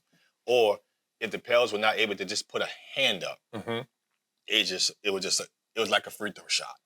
And I didn't really too much like it. It was like it was hard to watch. And not just that, but CJ McCollum did not have a great game last night, going 3 for 10. 0 for 5 from three-point range, only having 8 points. You need a little bit more from CJ McCollum. Trey Murphy, who's been ascending after the All-Star break, averaging over 20 points a game. The last night, 4 for 10, only having 11. They're going to need those two guys to kind of start picking it up. And I get it. Every now and then you have a game where, you know what, it's just a miss. But last night, I mean, it also showed me that you can't afford these type of games, right? Especially on the defensive end in the playoffs. So I just think that Willie Green got to sit down with his team and let them know that when we face the top contender teams, a loss is a loss, but you can't lose. Right. Right. They didn't lose. They just didn't lost the game last night. They were losing, and that's a difference. And you look at SEC's former point guard from Vanderbilt. You look at Darius Garland, how he was able to go out there and really be the lead scorer. He had 27 points. He was 10 for 16 at the field goal. I think when you look at matchups down the line, you have those short, quick point guards. If you may see a Chris Paul or something like that in the playoffs, you have to look at how you're going to defend it. Because these guys are going to watch the film. They're going to look at what works. Hey, what Garland did that night to be so successful. And this was just us getting the Donovan Mitchell back that really went to rolling in this game, but he was injured. So the fact that he built confidence in him playing well, that helps his team out too. So the Pels need to make sure that now that they're going into Western Conference play, they take on the Clippers. Coming up here, you see Kawhi Leonard, the way he's playing right now. Lights out. Lights out. Mask on. Creep solid. Creep solid. So in that matchup, we talk about Kawhi Leonard. We look at how important these next few games are. The next two, you take on the Clippers and then you take on the Trailblazers. They're gonna have the Nets after that. Right, but the Clippers are at home. Clippers are at home, and the Trailblazers are at home. So they got, the Clippers, are going to be a test for them because the Clippers have something to play for too. That's right. They're NBA, they're in the playoffs. That's going to be their test. They got to see how they're going to match up against them because that's a team that also they can potentially face come postseason. Right. So this is going to be a testament to them to figure out exactly how they want to play. I hope last night's game, CJ, Herb Jones didn't have one of his best games, nor did Valanciunas have a good game. So I hope they're able, to put last games aside against the Cavs and be ready to play the Clippers and give them their A game because this is a team they could potentially face come postseason, and a victory over the Clippers will matter. You look at this Clippers team in terms of Pacific standards, they're number one in front of Sacramento, Phoenix. The Lakers are down at the bottom, and Golden State, which we're not used to seeing their way down at all. So the Clippers is that team to beat on that side of the West. You look at a guy like James Harden. How well could we have Alvarado stick him coming off the bench? Out of the starting lineup, do we put C.J. McCollum to lock him down? So I start looking at those key matchups in this game. It's at the Smoothie King Center, so that is big. But that's a big deal. These guys are playoff proof when you look at guys like Kawhi Leonard, James Harden. James Harden has seen these scenarios a lot, and able to make those type of adjustments. Yes, when you're looking at the Western Conference, when you just start breaking it all down, obviously we start looking at the Nuggets being the number 1 seed, the Thunder being the number 2 seed, and the Timberwolves being the 3rd seed. The Clippers and Pelicans are 4 and 5. So the playoffs start tomorrow. Guess who's facing each other? Right. The Clippers and the Pelicans. So they got to be ready to come bring the A game. Paul George is going to be a factor for the basketball team. No doubt. At some point in time, they're going to get Russell Westbrook back. But James Harden is a key for them because he's been playing more like a conventional point guard for them, not just always trying to take those shots. He takes the shot that you give him, but he's been able to distribute the basketball. And the team is not on his shoulders. It's not his team. It's a Kawhi Leonard-driven basketball team. Yeah. So this team is built kind of similar to a little bit. They got some similarity between them and Boston. They don't have a traditional center that dominates the paint, right? With Zubac and Plumlee, but they got guys who can give you hustle plays and give you defense. And so it's interesting to see exactly how we match up against them because this could be a first-round matchup between them and the Pelicans. Yeah, you look at other supporting staff on the supporting players on the team. PJ Tucker, you got Russell Westbrook, Norman Powell. So this will be a huge playoff type feel for the Pels. This Yeah. will be that type of deal in the Smoothie King Center. Y'all make sure y'all get y'all tickets, check out the Pels. You know, we all Louisiana, baby. We all local. That game is at 7 p.m. It's in the blender. A good time. You know, you got the NOLA Gold game this weekend. You got the Pels. We're just putting it all together for y'all. Yes, indeed. Miss Inside the Trenches podcast.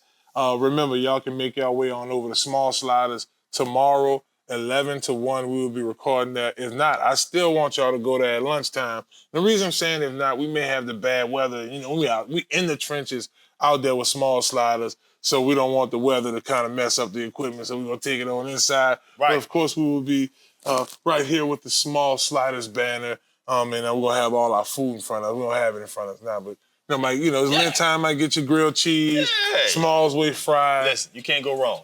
You can't go wrong with Small Sliders, baby. Can't go wrong. At all. So it's 1635 Barataria Boulevard in Marrero. Talk to me now. I like it. Y'all don't go to West Inside the Trenches podcast. When we get back, we're going to take a look at the Saints. They've been making some moves here in free agency. We're going to still look at what are still the top areas of needs. Don't go anywhere. You're watching New Orleans Talk Network. It's Inside the Trenches podcast on ESPN New Orleans.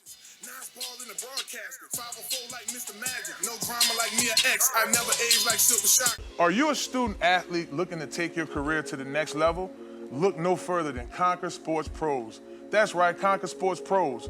Our team of experts will get you guys on the right path to your student athlete journey in life. That's right, we have every position in football you need, and we also help out with other sports.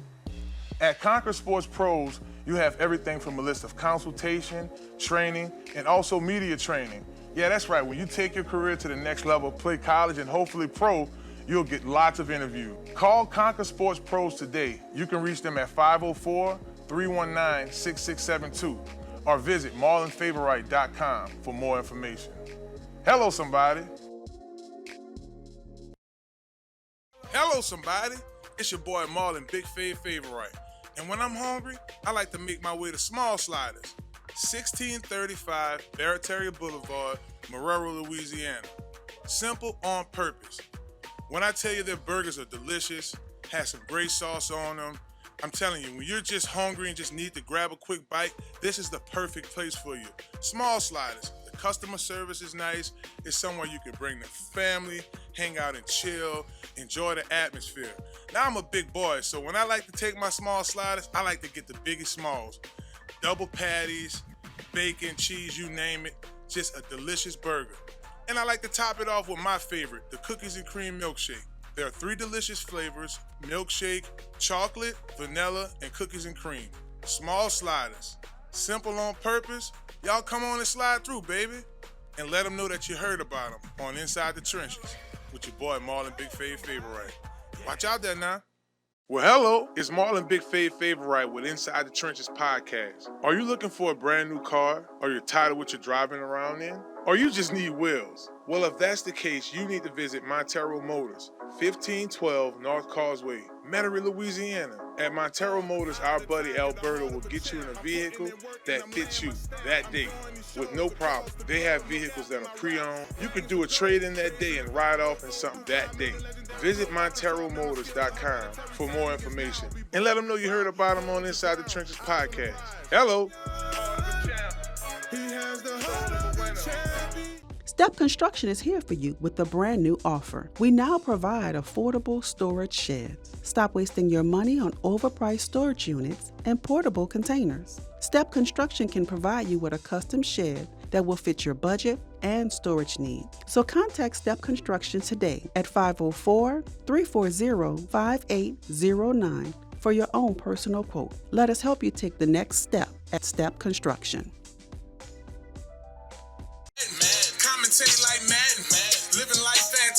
It's Inside the Trenches podcast, baby, and we over here jamming live on ESPN New Orleans. It's your boy Marlon Big Favorite. Join us, your boy Fred. Y'all know what it is.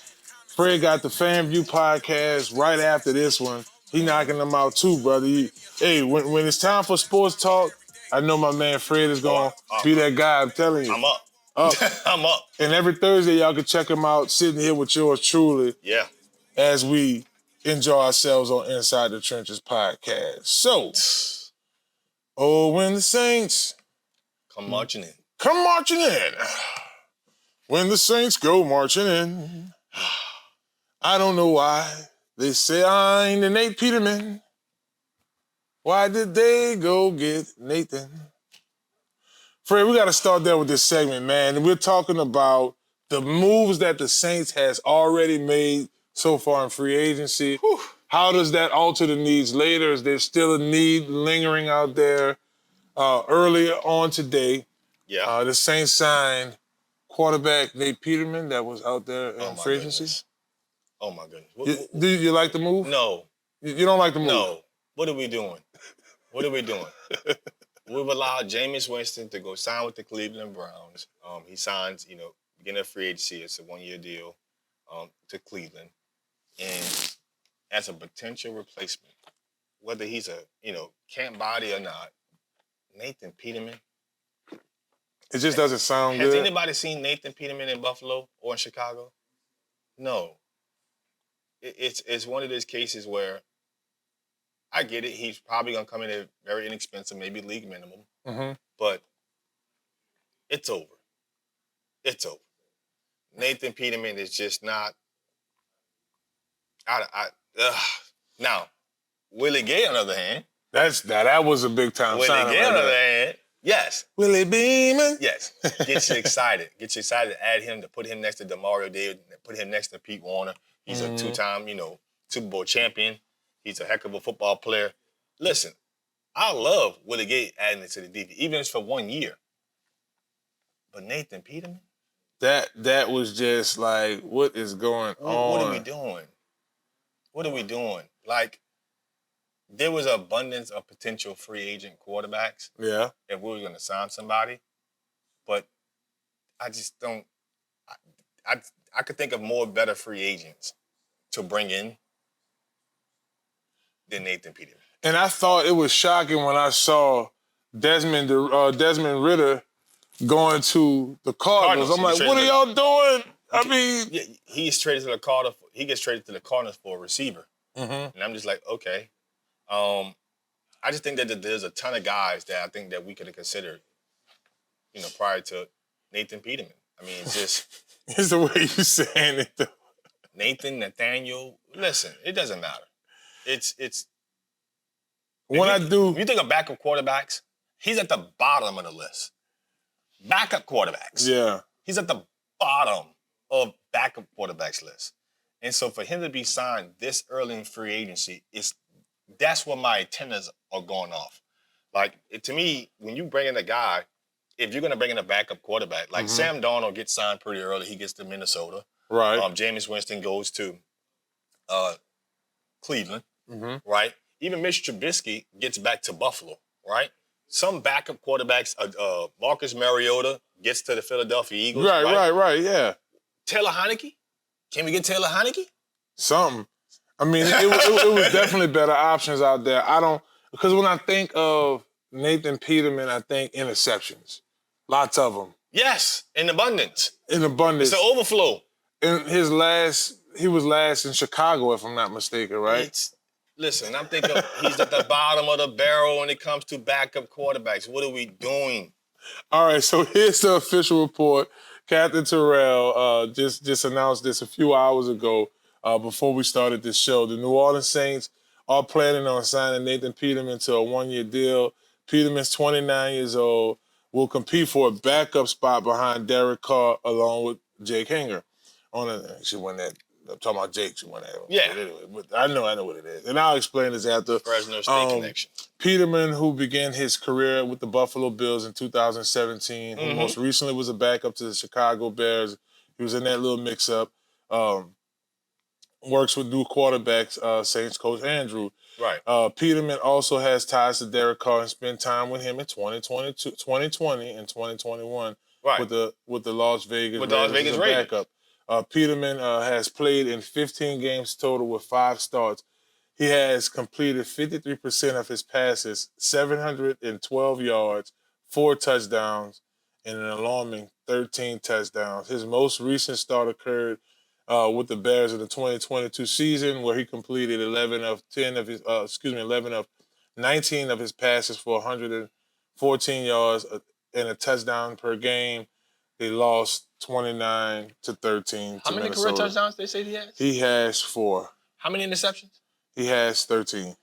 The math on that is... The math ain't mathing. The math ain't mathing. He has 3 times the amount of INTs than we have in touchdowns. Why is Nathaniel Peterman signed to the New Orleans Saints? This isn't a self-insult, right? I would like to say I was a decent professional defensive tackle. Right. A lot of times, teams sign me around this time. They did, knowing that they was going to keep me in camp. Right. And then release me. Right. I don't see a price on this. Hopefully we'll get it here soon. League minimum. Veteran minimum, please.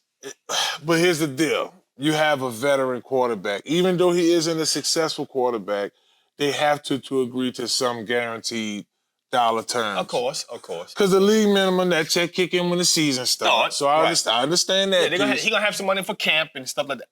I don't know if he gets $1 million. No.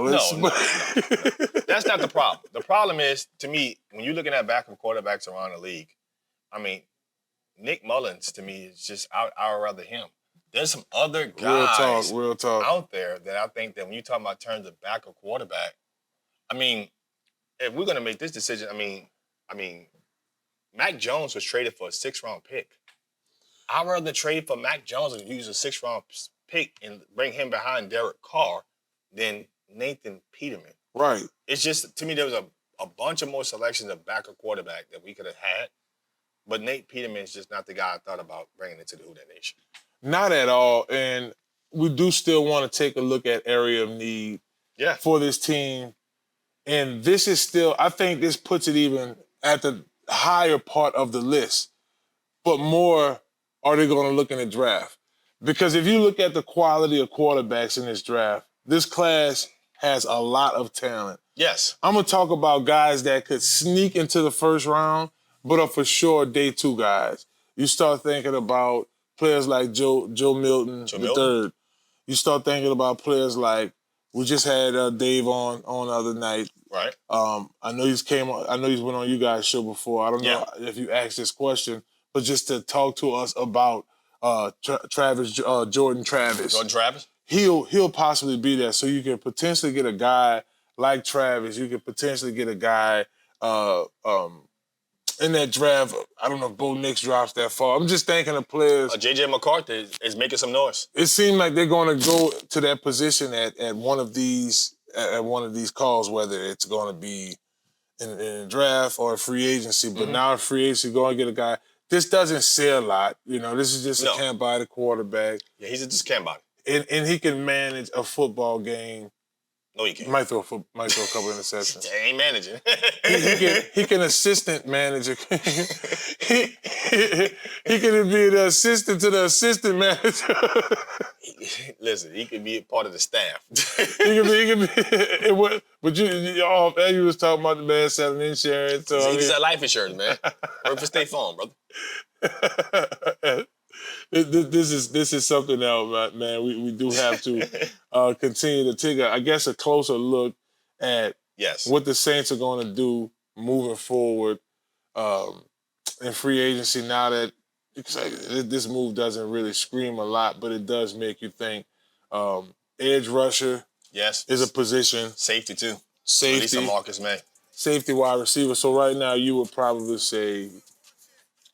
Wide receiver, safety. No particular order? No particular order. Wide receiver, safety, D-line, and then tackle. That's fair.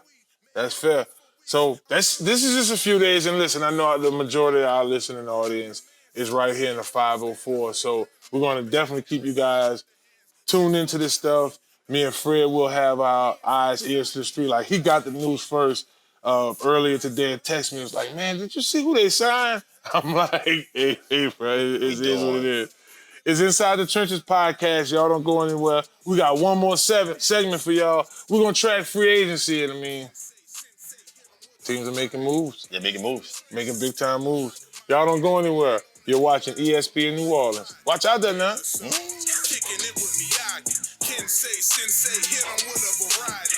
Raised in them trenches and still a hot commodity. Well, hello. It's Marlon Big Fave Favorite with Inside the Trenches podcast. Are you looking for a brand new car? Or you're tired of what you're driving around in? Or you just need wheels? Well, if that's the case, you need to visit Marrero Motors, 1512 North Causeway, Metairie, Louisiana. At Marrero Motors, our buddy Alberto will get you in a vehicle that fits you that day with no problem. They have vehicles that are pre-owned. You could do a trade-in that day and ride off in something that day.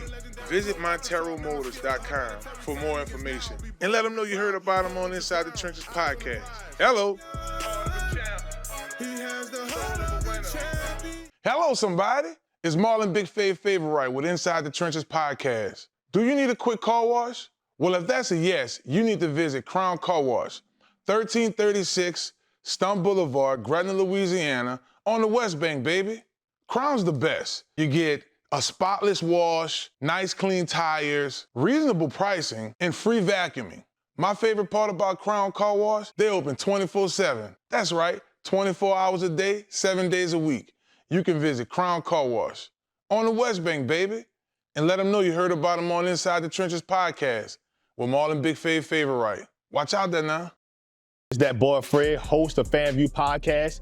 Tune into the NOTN app weekdays, 3:30 for the FanView Podcast. Go to NewOrleansTalkNetwork.com to watch more episodes of FanView Podcast. Don't forget to like, subscribe, and watch.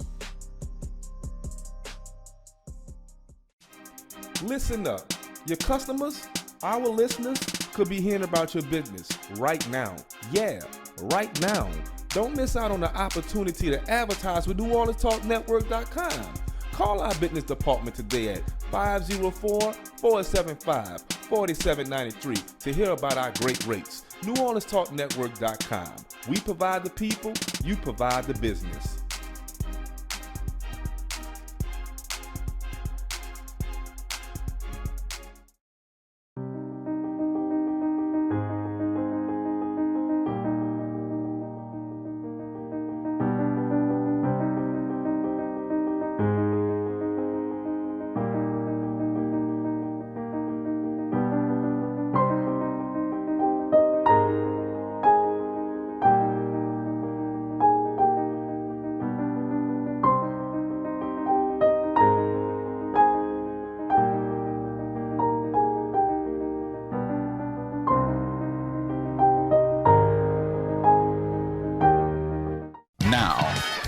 Now New Orleans has a choice. Download the New Orleans Talk Network app for your mobile device or listen at www.NewOrleansTalkNetwork.com.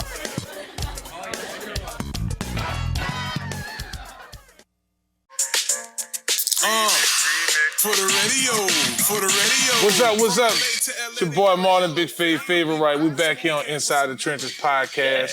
It's your boy Fred here with me, co-hosting, and we rolling, baby, keeping y'all informed. I know a big portion of our listening audience is all across the United States, but the hugest portion is right here in New Orleans. And I know some of y'all have other favorite teams. Like, I'm a skip to NCAA football. Fred watch LSU, but he's a Michigan fan. I'm a Wolverine fan. There's nothing wrong with that. Right. I like the Cowboys. I played for the Saints. Never played for the Cowboys, but just growing up as a kid, I'm scared. I'm just a Cowboys fan. So we're gonna go back to the NFL draft tractor. Look at some of the moves that were made in free agency, some of the updates of guys that signed here throughout the week. Just some of the moves that were made that were big time. We've talked about several times on this show. Right. Some guys that are still undrafted free agents, still waiting to figure out what their next move is going to be. But Fred, you mentioned Willie Gay earlier from the Kansas City Chiefs coming to New Orleans. Yeah. And just watching Saints games every week, understanding what this team need, what were some of their needs. Yeah. Automatically, I knew we may address linebacker in free agency when I saw we released Zach Bond. Zach Bond. You know, yes. he ended up moving on. And now you put, in my opinion, a much more athletic linebacker, almost like a safety in a box. Correct. Per se, with his build. What are some of the qualities you see in the Mississippi State baller, former Mississippi State baller, in Willie Gay? Listen, Willie Gay could come in here and he can start for you. Like, he can, and I say he can start for you. He can start for you in that 5-2 defense that Saints want to do a lot of time when they come with that nickel DB on his team. Or they could get, 4-3. He's that outside linebacker for you. He provides a lot of versatility. So, and plus he's a 2-time Super Bowl champion. So he knows what it takes to compete, play at a high level, coming from that Spags defense. Willie Gay is going to be a solid addition to this football team. And I'm happy to have him in the Saints uniform. But he's going to be lights out. And he's a complete upgrade over Zach Bond. He is. He's a complete upgrade over Zach Bond. He is an upgrade. It's all the way around upgrade. He's had, I want to say, 2, maybe 3 career interceptions in some big games for the Chiefs. Yes. A tackling machine. You want to be able to have a linebacker, especially in this division with guys like Bijan Robinson. Bijan, you got Miles Sanders. I think Tampa Bay has a couple of backs over there. So yeah, you need linebackers. I want to look around at some of the free agent wide receivers across our league. And you mentioned in our last segment, wide receiver is still a huge need for the Saints. I look at 2 guys right here. I'm looking at CBS Sports.com. We're on the NFL top receivers, free agent receivers. And there's Odell Beckham that's on this list, and there's a Curtis Samuel. Yep. A lot has been linked to the Saints potentially looking at Hunter Renfrow. Yep. Out of those 3 receivers I just mentioned, which one, I don't much want to go best fit. Which one you think is better for the team? The reason why I'm going to put Hunter Renfrow would be best for the team is because he's used to being the second or third guy. The emergence of Rashid Shaheed, Chris Olave, and your 6th-round pick from last year, A.T. Perry, so get some reps. You don't need a guy in there who is going to affect their development. Not saying that Odell Beckham is going to affect their development, and I'm not saying Curtis Samuel will affect their development. But Hunter Renfrow brings something different to that receiving group. Correct. Let's go back when the Saints had, let's just say when they had Marcus Colston, Dever Henderson, Robert Meacham, Lance Moore, right? That 4 group. They all did something different as a receiver, right? They all brought a different element to the receiving group, which made the versatility of the offense look phenomenal, right? Now, we understand that we don't have Drew Brees and Sean Payton here. But if Hunter Renfrow was here, right, he does something different than what A.T. Perry would do. He does something different than what Rashid Shaheed would do. He does something different than Chris Olave would do. So this brings a level of versatility to an offense because he brings a different element to the position. He's going to run routes. He could create separation. He has phenomenal hands, right? So, but he's not going to be your deep threat, right? Correct. He's not going to be the guy that's going to be running a bunch of posts. But if you need a curl, if you need a dig, you need a short out, those kind of plays that's what he's going to strive at, right? He's not going to be your 50-50 guy, right? Correct. He's not going to be your fade ball guy, right? So you need different type of receivers, right? And I think that he provides that level of versatility. I think Chris Olave and Odell Beckham have some similar attributes. So I don't want to see him in this offense. Curtis Samuel is a heck of a receiver in his own right. But I just think that there's things that he does that him and Olave do similar. I like to see versatility. I do like to see versatility. And Hunter Renfrow is someone who is 5'10". Yes. We do need, even if we bring him in, Chris Olave is around 5'10", 5'11". Right. Rashid Shaheed might be a little shorter than that, maybe somewhere in between. So we're still looking for a big target receiver. Right. We do have Jimmy Graham, who's a big target at tight end. Yep. Foster Moreau, he has some height, some size on him. Yep. Nice target at tight end. And Juwan Johnson. Yeah. These 3 guys have the size. Right. I'm just worried about, even though Hunter Renfrow runs decent routes, has reliable hands, he really won't be able to give you that big body. Yeah. He's not a big target. Yeah, let's look at a couple other guys, just to name a few that I thought was some pretty decent moves. I guess The Raiders just trying to figure it out. Gardner Minshew, they signed him 2 years, $25 million. Go figure. Zach Moss, running back, 2 years, $8 million. Right. He's now left the coach to the Bengals. The Bengals. So they needed to get us another solid running back, not having. I think that the most intriguing one that I found was Mixon. That's at running back, but at receiver, Calvin Ridley to the Titans. That 4-year deal, $92 million. I find that one very intriguing because Calvin really didn't have a career year last year. Mm-hmm. And for him to get that kind of offer from the Titans, I know the Titans have a void at receiver. Their former first-round pick and the kid out of Arkansas. His name's in my head. I'm thinking about it, too. His name is in my head. Former first-round pick, but he didn't really. He hasn't been productive his first 2 years. DeAndre Hopkins is questionable if he's going to resign. So they bring in Calvin Ridley. I have to pair it with Will Levis and obviously they get Tony Pollard back there with Tajay Spears. Mm-hmm. It's going to be interesting to see how they offense shape. I thought his contract was very, very, very interesting for a lot of money. It is, and I saw a comparison online earlier. Calvin Ridley and Amari Cooper the same age. Amari Cooper almost had double-digit the amount of games played in. Yeah. It just goes to show you. And you look at a guy like Chase Young, who right now he's working out. Different places. I think he brings a different element. I think he does. He had the injuries in Washington. Obviously, he gets traded to the 49ers in a different scheme. He has a pretty good Super Bowl game in terms of a defensive end. He has a pretty good Super Bowl game. I think Chase Young is going out here probably going to sign a one-year deal with somebody with the option to play the market if he's a double-digit sack guy for next year. Right. But I think that Chase Young could come in here and be durable, then he's going to kind of have that third DN option after, if he signs with the Saints behind Carl Grannis and Cam Jordan. Yeah, I think that's an excellent fit, especially if that happens to New Orleans, and I know he has a couple other workouts. I want to say Carolina. They mentioned a few other teams, but if that works out in that way, you would have to figure out a unique system like San Francisco did. Yes. To make sure he's a fit. But hey, y'all, we're gonna keep y'all up. We're gonna try to put these NFL tractors in each show. We had fun today. We want to thank our guest, Preston Guy, for coming over. Yes. I want to thank my wonderful co-host, that boy Fred, for coming stop by with me. Y'all make sure y'all follow the FanView podcast. Really nice dialogue between him, G Sports, and my man, Coach Hurricane, baby, big tall hen dog. Yes. Those boys roll a really good show here, have some excellent guests. So y'all be sure to check Fred out. We want to thank our sponsors as well, Small Sliders, for all that y'all do for the show. We want to thank Crown Car Wash, Godwyn Realty for being a huge supporter to the show. Yes. I want to thank Miss Tammy Gibson as well. Tammy Gibson Chiropractic. If you need to get cracked up, make your way on the West Bank Expressway. Hey, you heard of Miss Tammy? Fred gonna come on over there and get adjusted as well. Conquer Sports, thank y'all for what y'all do for the show as well.